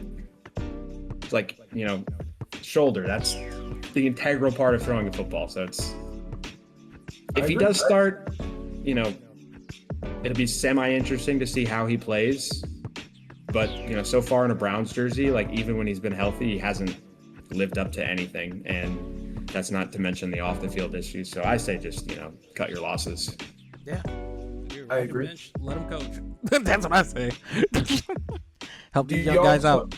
So now with Myles Garrett obviously going to possibly now the best team in the league, like I think they're now huge favorites to win the Super Bowl because you have a high-paid quarterback in Matthew Stafford, possibly the best receiving core in the league, a very young running back. Now you have the best defensive player in the league. You just got McDuffie. You already had a good defense. And the chance to. And there's rumors that you might get one of the best defensive players of all time to come back out of retirement. Dude. It's going to be hard. It's going to be hard to predict anybody else winning the league. That's for sure. Talking Aaron Donald's coming back? At this point, I don't see why not. Man, F them picks. I mean, if he's got it, like, come back and get that ring, man. Like, why not? I don't see why not. He's still fit. You see, he's still super in shape for football. And I mean, listen, crazier things can happen. Phillip Rivers came out of retirement this past season. Like, it's geriatric central in the NFL. Anything can happen. But yeah. I agree. I think with Donald, bro, he would go come win a ring. I think he wouldn't even need it. You don't even have to pay him a lot. He don't care. Dude, he's coming back for 1 year. Just 1 year. That's all he needs. He's made hundreds of $1 million. He does not need a bunch of money to come back and play. He wants to. They literally, him and Myles Garrett have talked, and they said they would love to play with each other. Myles Garrett is enough to come back. Yeah. Because literally, since Donald left, that was the look. That you was guys are going to dominate together, and they're going to help each other feed. Like, they can't effectively block one without leaving the other open. Like, yeah, they could both end up with 15 sack seasons. Yeah, and they were playing together. This is the thing. Like, we seen it last year, dude. They took the eventual Super Bowl champions to the brink, and the one thing that was missing from them, they didn't have that pass rush. They were missing a pass rush. They were they had everything else. We need someone dominant. Jared Verse is great and all, but we didn't see anything. Give me somebody that has something to prove. Come on, that ain't Myles Garrett. And dude, the GM, he went out there, did his thing, threw them picks out. He said, I don't care about these picks. Come on, let's go. Dude, the Browns were like, no, we don't want it. They were hesitant, no. And then the Rams were very persistent that they wanted him. They said, here, take all our picks. We don't care. Listen, maybe it's for the best that the Rams don't have first round picks. You saw what they did with it this past year. We see what they do, and they're a great team when it comes to drafting. They drafted a quarterback minus that when they had the MVP under center. And you just paid your MVP for another 2 years. Yeah. Then imagine who you could have like. I'm happy for Myles Garrett either way because he's like basically guaranteed to play. You know, for as long as he's there, he's guaranteed to play consistent playoff football, which is not something he's done with the Browns. Like I think the Browns have made it to the playoffs twice in the seasons. We've won one playoff game since he was a Brown. So it's gonna be nice to see him. I'm happy for him. I'm hurt for my team. But I was already hurt with my team when he was there. So, hey man, shout out to rebuilds, bro. I know that pain. Yeah. Your favorite team is probably one of the most successful rebuild stories of all time. Like finally. Yeah. You guys went to almost a Super Bowl with Blake Bortles. Yeah. When you even got Tom Brady saying that man wasn't down, you know, it sucks. But that's something I always have to live with. The Bucs had to rebuild. All we had to do was sign Tom Brady for a few years, and we got it. Well, everything revolves around Tom Brady, I guess. Tom Brady's he's the Michelin man. Mm-hmm. He runs it all. All right, Mac, I'm going to ask you a question. I don't know if you know any. What matchup in the NFL do you believe is a huge one? Like, do you think there's anything like a key one where you're like, this could be a decider for a team, it could be a decider for the season? And Germ can't forget, he got his yes and no's today. Yep, don't worry, I got you. I mean, it's probably a boring answer, but that first Rams-Seahawks game, that's gonna be a test. You got Super Bowl reigning Super Bowl champs versus Super Bowl favorites. Like that's gonna be a big decider. Is like, are the Seahawks legit? Like, are they gonna keep this success up? And are the Rams legit? Like, are they as good as everyone thinks they're gonna be? Like I think that's gonna be a huge game. I agree. I like that. I think Germ said, you said Cowboys Eagles. Oh, Cowboys Eagles, yeah. And I said yeah, you got lots of Eagles games are going to be big ones, you know, to see how they do in the post AJ Brown era. I think I said it on the last episode. I think Jags Bears. Jags Bears is a really good one. Yeah. No, I thought when you said very boring answer, I thought you were gonna go say Chiefs Bills because even though it's boring, that's gonna be electric still. It's Chiefs Bills. Yeah, but don't have to talk about the Chiefs, and I don't want to do that. Yeah, sorry. But I think the one was Bears and Bills. Is Caleb like that? Is Josh Allen gonna finally get over that hump? Wait, speaking of Caleb Williams, what's y'all's thoughts on the Madden cover? Dude, sick. I was a fan. I rate it. I think. It's a little out of left field. I was not expecting. Bro, that thing was that joke is hard to me, bro. It's hard. Yeah. I think the only thing I would have changed is I like the Jordan inspo. I think you got to put more of a darker Chicago city line. That's fair. Like some more orange. I was like, if I get it, I'm getting the deluxe. I'm sorry, I gotta get that one. Dude, the Painted Nails one is sick. Also, the nails are in the game too. Like that is nails hard. Are in the game. That is hard. It's like, bro, I'm not gonna buy this game because he got his fingernails. Who cares? It's Aura, bro. Germ wishes Trev was on the logo, the cover. I know he do. Oh, he's gonna get on. Bro, one day. I don't know when. One day. Mac's gonna see the Madden 28. It's gonna be Myles Garrett in the Rams uniform. He said, I ain't buying Madden. I'm not buying that shit. Real talk. When are we getting? Dude, hey, he made a Pro Bowl. Dude, don't let him have a legitimate Pro Bowl season. Do not let him have a legitimate Pro Bowl. He made the Pro Bowl. You can't tell me the cover of him doing that in the game. I think it was like snowing. No, dude. Give me him and Travis Hunter on, bro. That'd be so hard. Oh yeah, that'd be sick. You guys seen? Have you guys seen the pictures? Have you guys been seeing the pictures of Travis this offseason, bro? He bulked up. He bulked. That's huge for him. Yeah, dude, comeback player of the year season. I already know it. Last episode, I said comeback player, Germ. Yeah, it's light work. Easy. As we talked about last episode, we can come back. You got some yes and no's for us, sir. All right. Enlighten Mac what we do here. All right, Mac. So this is my section, Germs, yes and no's. I asked each of you 3 questions. You gets 1, he gets 3, you get 3. It's going back and forth, and all you gotta answer is yes or no. And I might ask you, hey, give me your reasoning, and then you go ahead and explain why you think so. All right. So, okay. All right. So are you guys ready? Of course. Yeah. All right. So the first question, because you are our guest, is going to you, Mac. My first question is: will a rookie quarterback lead his team to the playoffs this season? Ooh. Yes or no?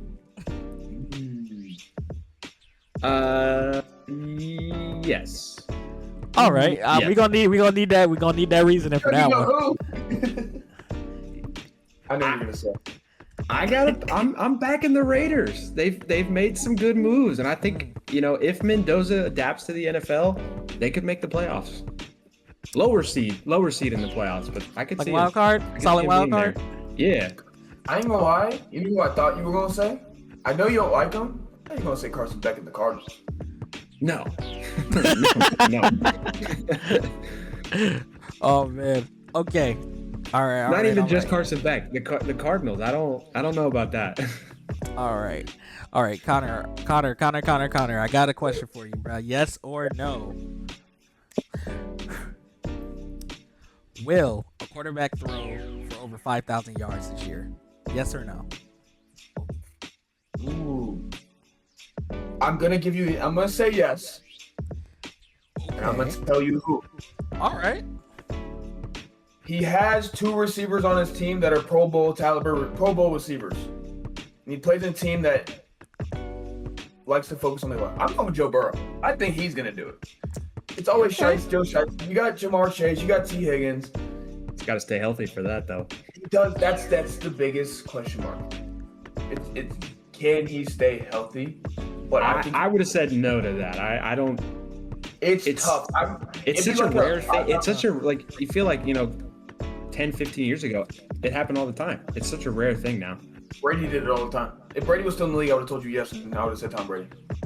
But okay. I'm gonna say Burrow will be the only one that could be close. Okay. So Burrow. Okay, I like that. All right. Mac, are you ready for the next one? Yes. All right. This is a fun one. Will there be an undefeated team going into November? Yes or no? November. So would that be like 12, 13, and 0? No. It's a little 10? That'd be like 10 and 0? Almost. That'd be like 9. Like 9 and 0? Ooh. Yes or no? I like that. I'm gonna say no. Okay. I'll say no. Okay, no. But in the case if there was, who do you think would be the closest? Oh, don't ask me that. I'm racking your brains right now, man. He knows what the answer. Like all the teams that I'm thinking of that could do it, they all play in tough divisions, and I'm like, I don't like. The Rams are going to be a super team. They play in the Seahawks division. Same goes for the Seahawks, and the Niners are still there too. It's like that's a tough division. I don't think it's anyone from that division. A couple years ago, I would have said the Chiefs when the AFC West was a complete pushover. Yeah, now it's another competitive division. Maybe if they click, I could see the Ravens. Maybe that might be a weird pick, but yeah, if their team is healthy, like they could easily beat the Browns on their day. Easily beat the Steelers on their day. Only test is that Bengals offense if Burrow's healthy. So yeah, they always go in shootouts anyway. Yeah, I got True. one team. I think that could possibly do it. That's kind of surprising a little bit, but it shouldn't be. I think Nobody's really rating the Patriots. I think the Patriots could potentially do it. Looking at their schedule, it's kind of like they could possibly do that's it. you not backing your own team though, because dude, their division is tough with the Bills. Their division is Jags. Tough. Yeah, I was like, see, Jags would be that's a fun answer for me, but I know my team. I know we're losing at least one against Houston, so. It's tough going 9-0 to start the season. We ain't getting another Indianapolis Colts. Yeah, that's not happening. I don't think so. I just thought the question was interesting, just to appear into your mind. Let's see, Connor, back to you. Yes. All right. Yes or no? Will we see someone break the rushing record this year? Yes or no? No. No confidence in that one. No. That's too high. If Saquon didn't do it, then no one else doing it. Jeez. I think there's only one running back that I think could get close to it. It's going to be my sleeper one. Not even a sleeper anymore. He's now the number one. Huh? I would say closest would be probably Jahmyr Gibbs. Okay. Yep, Jahmyr Gibbs in that backfield. He's he's by himself now. I just think like that's also a part of what the NFL is now. It's like running backs are becoming less and less important every year. Like, not even from a production standpoint, but like, you think the rushing records are by guys who were cemented in the league. Like right now, you have a couple guys that are cemented, and then a couple of them who they'll be third string in 2 years. Like running backs is a revolving door for most teams these days, because no one will pay a running back anymore. That's fair. That is fair. Okay. Let's see. All right. One more for each of you. Yeah. All right. Let's see. I think I got a good one for you, Matt. All right. Will the MVP come from the AFC this year, Matt? Yes or no? I'm gonna go yes. Okay. Who's your pick? Drake May. Okay. Coming off a strong season last year, finished as the finalist. Finished second last year. I gotta put my faith in that man. That man single-handedly won me fantasy leagues last year. Everybody slept on him but me. I agree. That's fair. Can't be mad at that. And they got better. Like, yeah, they did. They're AJ Brown now. He has the number one. He has a number one. All right. He had Diggs, but Brown is better than Diggs. All right, and Connor. Sum me up. Will a first-year head coach take their team to the playoffs this year? I can't even think of all the first-year head coaches right now. Let me think. Because you got Atlanta, you got Cleveland, you got Vegas, Miami. Who else got a new coach?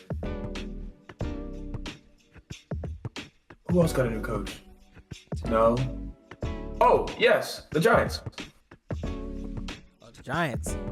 John Harbaugh. Yes. The Giants make it to the playoffs this year? Yes, I believe. Yes, I'm a Giants believer this season. I'm going New York. Real bold. That's a nice one right there. I like that. And then, it's also because Odell is back. All right, that's I'm fair. telling you, if we watch Giants week 1 and Odell catches a slant from Jackson Dart, goes to the house, they're winning the Super Bowl. Dude, it's over. Dude, seeing Odell and Malik Neighbors on the same team. Will there be a New York Giants left if the Knicks win the finals, though? That's the question. No, they'll burn it down. They actually might have to go to play in like Buffalo or something. No, yes, I know the Giants play in New Jersey, but their fans are in New York. Yeah, but they might go play in like Buffalo. That is true. That is really funny. They might just relocate. Oh my or if God. the city's not already destroyed, if Odell does what you said he's gonna do. Oh, yeah, that stadium might get burned down. Dude, if Odell catches that slant at any point in that game and goes 70 yards without tearing anything or pulling anything, dude, I'm gonna start jumping out of my seat. It's New York fans are blessed right now. They get some good news happening with the Knicks in the finals. Odell coming back to distract them from the fact that Aaron Judge is out indefinitely. Speaking of Aaron Judge, back talking about baseball. Oh, we're back to baseball. I think there's one thing I have to talk about in baseball is what happened last night with the Chicago White Sox. Your MLB debut. And you crush a walk-off home run, dude. That's peak. This guy. We're not talking about that. I had to mention it because it was peak. I'm sorry to tell you this, Mac. We're also low-key we're Atlanta Braves all day, but at this channel, bro, the White Sox are fun to talk about. I mean, listen, I can't say you're wrong. Multiple times at work when I'm talking sports with some of my coworkers, I'm coming to Murakami's defense. I think he's a good player. Murakami! Munetaka Murakami! That's how I go. Listen, I don't care if it's a strikeout, a walk, or a home run. The hit is a home run. The hit is a bro. Come on now. Oh my God! Like I can talk. That's I can talk value right there. I freaking love. Look, hey, bro. Like they've become like my second favorite team to watch. Truthfully, for their youth, for the fun, and that. Like, and look, they played a great game. They played a great game against our Braves. I gotta give them that. Like the other thing from my side is Acuna. Yeah, that is the other thing. Mac, talk about that. What happened? Hey, go ahead. He pulled up his hamstring on a sprint to first base. Like he was running full out trying to beat out a grounder. I think I've seen some people saying it's not too bad, but that still doesn't look good. You know, it's at least something with his hamstring.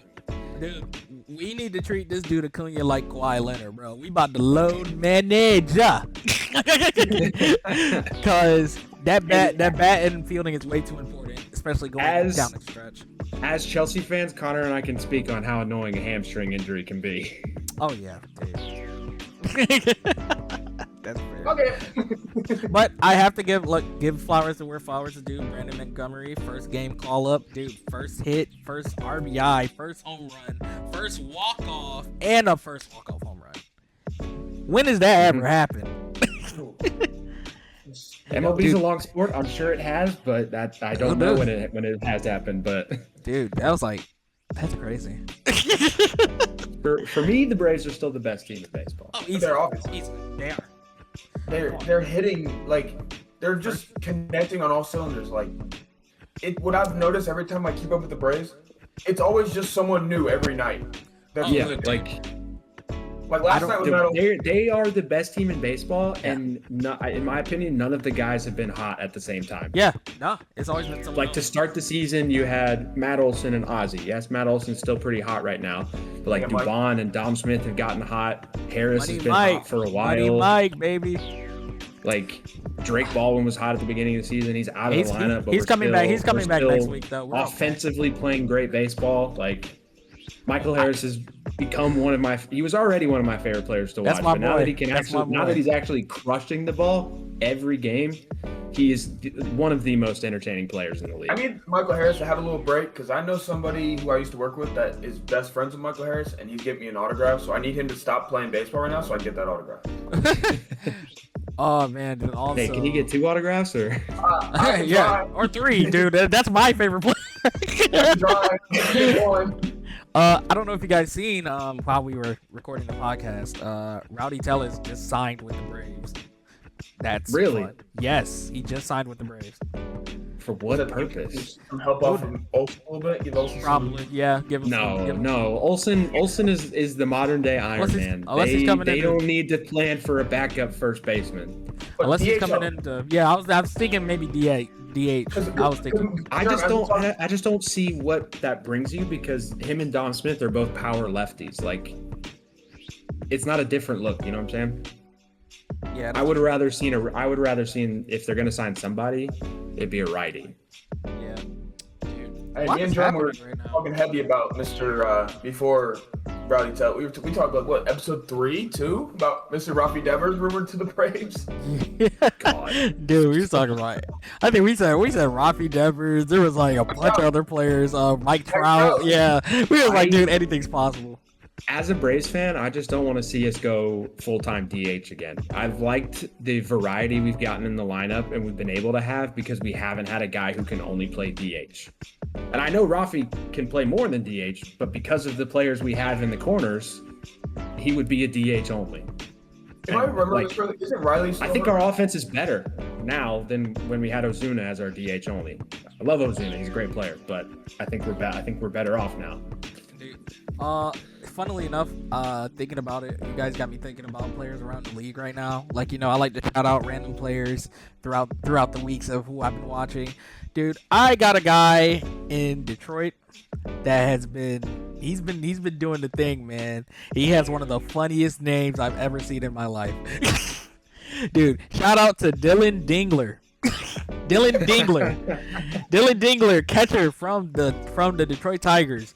Dude he's been having a great season, dude. He has 54 hits, 48 RBI, 16 home runs. Dude, he's shelling out there. Dude, last night he went 4 for 5 for 4 RBIs and 2 home runs. Wow. Yeah, look, if you haven't been looking at much players around the league, I'm gonna always bring you one that no one's really looking at. There's Dylan Dingler. Hey, that name is gonna be memorable. You're always gonna remember Dylan Dingler.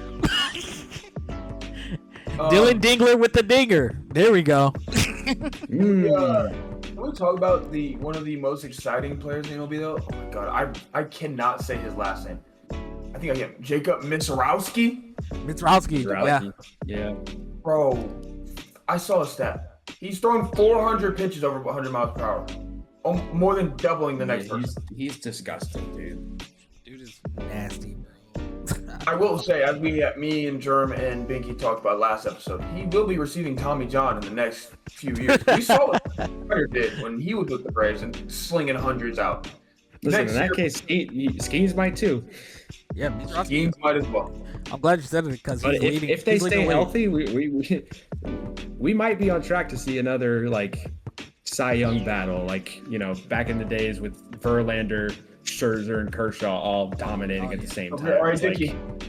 You got a couple dominant pitchers who the Cy Young is going to one of them before the season even starts. Yep, maybe. I mean, Ohtani can go win a Cy Young. Yeah, he's been incredible. Which is why, unfortunately, he's my pick for MVP. Just because if he's healthy for a full season, it's always going to be him. Yeah, that's like you saying. There's no one else is going to be able to. No one is going to get any closer. But, Joe, do you have something you were going to add? Yeah, I was going to talk about just we were speaking about Cy Young. Look at the guys at the top of the leaderboards right now. Mizorowski, he's leading the league in his strikeouts. He has 116 with a 1.5 ERA. That's crazy. That's crazy. And then you also have, you got Christopher Sanchez from the Phillies. Phillies have been turning it around. Phillies actually been playing better baseball as of late. Yeah, he's second. He's second right behind him. They fired their manager. Yeah. They're who would have thought that? Well, yeah, there we go. That's instant fix. And then shout out to Dylan Cease from the Blue Jays. Shout out to bro. He hasn't won. He's kind of even on his wins right now, but that's just how the Blue Jays go. We know how they do. gotta mention Schlittler from the Yankees. Schlittler, good point. Dude, oh my God, look at him. Let me see his stats right now, bro. 7-3, 1.8, 89 Ks. He's doing the thing, and he's keeping the home runs low. Look, that's what I care about. You keep the runs low, I like you. Yeah. Very much. Can we talk about the possible trades that could be happening up at the deadline? The biggest name I think that's been sprouting around is Scooble. Tubby Scooble. I know people keep saying the Braves are a top landing spot for him. I'm not saying I wouldn't like it. I would love it, but I just don't. I don't foresee the Braves being the team to trade the farm for a rental. I don't see it happening. That's true. I think it's much more likely that he ends up on a fringe team that is willing to sell their farm to make the playoffs. Make the postseason. I don't know who would be a fringe. The White Sox. Dude, strike while the iron's hot. I don't see why not. Because I think with the Braves, you were saying with Scooble, Braves have good in the farm system. We farm very well. Yeah. And We have a good farm system for the first time in so many years. We don't need to spend all of it to get Skubal for a rental. we have to get. I'm not opposed to spending prospects. I would just Yeah. rather see us target some guys with some control. Like one of my coworkers said that he would love to see us do a big time trade with the Twins to get Joe Ryan and Byron Buxton both. Byron Buxton in an Atlanta jersey. Dude, I've been That'd be hearing sick. Byron forever. Dude, We do need another righty. You might as well just go play. You might as well just go play Outcast like as soon as he shows up, if that happens. What I see with the Skubal one is like he would only be good in the sense because like Skubal's what 29, 28, still like or like 30. I don't even know how old he is. He's definitely on the younger 30s. No, I mean he's got longevity, but he's out of contract at the end of the year. That's the problem. Not every team is guaranteed to sign him. Like, yeah, the Braves are probably one that could afford it, but I just don't foresee them doing it. They're not. You gotta earn your big contract before you get the big contract at the Braves. Like, because Chris Sale get up there in age, he ain't gonna be throwing much longer. yeah, I think Chris Sale finishes. He finishes this season and next on his contract, and then he hangs it up. Yeah. Yeah. I mean, look, well He's deserved. pitching well enough that I don't foresee this being his last season. Yeah. Oh man, Skubal But would be nice. it's hard to not say that Skubal's gonna end up a Dodger. Like, dude, like I've seen Dodgers, I've seen Yankees, I've seen Brewers. I'm like, I can see that Yankee uniform. I'm like, I just hope I hope the Mets have too much money locked up in Soto and he doesn't go to the Mets. yeah, just don't go to the Mets, and we'll be good. We got to see him many times a year. Yeah, that would Yeah, be no, thank you to that one. Thank you. I'm good on that. MLB is just like, dude. So you said Shohei is like your MVP. Do you have any other players that like you've been kind of keeping an eye on that's like, Yeah.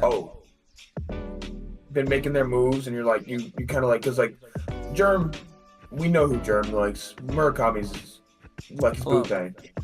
Hey, bro, that's my rookie of the year. I mean, in terms of American League, like I think a kind of a sleeper pick for the American League MVP is Ben Rice. It's been insane for the Yanks. I mean, he's got to step up now because Judge being out for about a month or a couple months. And my biased opinion on the National League is that if Matt Olson stays hot for the rest of the year, he could do it. Yeah, you can totally do it. I can see that. You think he's been the hottest bat we have right now? I think Harris is our hottest bat, but I think it's great. He's the hottest bat. Unfortunately, it's much more of a stretch for me to say Michael Harris for NL MVP. Yeah, imagine hearing that like a year ago. I would not have believed you. Dude, Harris. Dude, I remember Harris was barely in the line. He was like in and out of the lineup a year or two ago. Yeah. He played. Struggle with Yeah. Dude, Yeah. and dude, it was all in his form. I do think I could see Harris coming home with multiple awards though. Like I think he's gonna be an all-star. I think he could easily get a Silver Slugger, even though winning a Silver Slugger in the outfield is a notoriously hard job to do because everyone has a good outfield hitter. But Yeah. he's obviously a great defender, so he could get a Gold Glove out of it. Like I could see him winning a couple awards. Who do you believe with Acuna being down? Who's gonna lead off now? Do you think Harris going back into the leadoff spot? I don't feel like he did as well there though. Like I think you got like the last time Acuna was out, I think Dubon played well enough. Dubon has been a great pickup for us, honestly. Well, and I guess Drake led off too when And it Acuna was out last time. Drake's back next week, so Yeah, we'll really see. I say happens. ride out Dubon in the leadoff spot and until Drake gets back, and maybe keep Dubon in the leadoff spot. I think. Yeah, I think this season's been like, dude, as we talk about it a lot, like the MLB, like, what team do you think's been like disappointing you, sir? Disappointing. Let's see. Truthfully, let's take a gander. Because I can't say Philly anymore. I can't say Philly anymore. Yeah, Philly don't turn it around. Hey, all I'm saying, if you watch episode 2, me and Germ were crapping on the Mets. Because it was fun. It was fun. It's always fun to crap on the Mets. I have two answers for this question. Go ahead. but Go ahead. Okay, yeah, you go first. You go first. It has to be the Royals and the Tigers. Yeah. I agree. Like, you have reigning 2-time Cy Young champ on the Royals. You have a good team, like you said. Dingler's been hitting dingers. Dylan Dingler's hitting dingers, But baby. you just got out of last place in your division. And then on the Royals front, like, they have a good all-around team. They have Bobby Witt, who a lot of people are saying is going to be the MVP of the American League. Now they're bottom of the division. It's like, y'all should be doing so much better than this. I think they got it. I think they're going to shop scoop them because they're where they are. Okay. I mean, I think even if they were like middle of the pack in a playoff race, I think it would be smart to shop Scooble so you get something from him, because with the way they treated him in arbitration, there's no way he signs back with Detroit. No way. Okay, I could jump on that. You did two in the AL, I'll do 2 in the NL. Personally, Mets spent all that money, and where are you? I think they're they're 8 games out from wildcard spots. There's too much talent on that team to not be producing. There's too much talent on that team to not be producing, especially with all the money you spent this offseason. Not a fan of that. Truthfully, and I feel like come on, they're the Mets. Like, I was expecting at least a little more out of a rival, a little more. Like, I'm kind of disappointed. The Nationals and Marlins doing better than you, man. Yeah, that's bad. You can't have that. Another team, obviously, is the Giants, San Francisco. Yeah, Giants are disappointing, bro. They've been losing series left and right. Even though they had like against we seen that demolishing, shout out Biggie, to the Cubs. They, dude, it was 18-3, I think. It's bad. But other than that, they're not winning series. And the Padres, bro, we literally just talked about them. Like, dude, 3 episodes ago, for the better teams. Yeah. I was about to say the Padres started picking it up a little bit, but then they were like, they've had this little slouch, I think, in this last week or so. Don't know how to hit a baseball. Dude, and it sucks because it's like, man, he's picking this is the worst time to do this. Like, he needs to find that bat before or after All-Star break. He needs to find it quick, because his bat is too important to that lineup to not do anything. Like, I think he hit his first home run maybe a week or 2 ago. Yep. And like, to a guy that was in crazy talks maybe years ago, before the whole ringworm and all that crap, before all that stuff. It was really disappointing. It's really disappointing to see his performance over the last stretch of the league. It's just, I'm hoping for more, and I'm still holding out faith. Because I feel he can find that. He can find it. It's just, I don't know. How long do we give him? That's the question. You might have to start shopping him. Hey, I remember in the first couple of weeks of the season, people were saying, "Oh, Tatis is sucking on the Padres. They're going to trade him to the Braves," and I was like, I'm not opposed to it, but I don't believe Not that's opposed. Gonna happen. Not opposed. I will accept, but there's no way that's gonna happen. Right. First up. Yeah, but what's up, Connor? Man. Sure, man. We were one. The sports world's been fantastic. Germ, I don't know about you. I think Mac's been a fantastic guest. Sorry, Biggs. Definitely. Hold that. But dude, Mickey, I know you're listening. Hold that. Hey, Binky, we'll tell you the timestamp, but when you need to listen to Matt going, hold that. Yeah. But dude, as we circle back to the beginning of the podcast, dude, the World Cup is tomorrow. Mm-hmm. As we're recording this, it's tomorrow. You might be listening to it, and it's going on already. But listen, I'm just saying, if the Knicks go out and win in Game 5, and you guys don't get it out till after that, we're gonna sound stupid. So chop chop. Yeah, I know. Yeah, we wait till after Game 4, and then we don't even get the podcast up. That's on Germ, baby. Hey, bro. Germ off work. He finna do it when he gets home. He gonna finna lay. You see that bed right there? He finna lay in it and just start. Just a little bit while it's rendering. Yeah, but dude, the World Cup's tomorrow. The finals have been. The game 4 is tonight as we're recording this, and I don't know about y'all. I think the series is gonna be over after the night. I think whoever wins is gonna happen. But all in all, if you watch this video, you need to tell us what you think. One, I want to know what we think about the World Cup, because after this video, I'm going to finish editing. Us three and some of our other colleagues are going to post our World Cup predictions from semifinals to finals to winner, because we didn't even say who we have in here. You'll have to stay tuned to the Instagram post. You have to follow Instagram post. Because we kind of like, Matt kind of gave a little sleeper on his. Well, you'll have to see. But we didn't really say who we think, but y'all got to check out the Instagram. Germ, help us close it, man. All right, you already know what time it is. We have reached the final minute. Okay. Oh man. Back on this one, don't we? Yeah. So, Matt, the last segment that we do every show is, I don't know if you've ever watched anything like the Party Eruption. The last minute of the show, we put a minute timer on and we rapid fire. Okay. Yep. So, Germ, you asked the question for it. I'll run it. Wait, who ran it last time? Did you run it? I ran it. I think you did. Then your turn, then. Yeah, I'm ready, bro. I'm ready for this. I'm Mac. I hope you are ready, because just coming to you quick. I'll do my best. I'm expecting quick answers. You don't gotta don't hit me with the uhs. All right. I'm down. All right. So we are I'm going leaning to. forward. All right. I got 4 questions for you. One for the NFL, one for the NBA, one for World Cup, and then one for the MLB. Are you ready? Yep. All right. Here we go. For the NFL, will there be a 15 win team? Yes. Okay. For the NBA, will the finals go to 7? No. All right.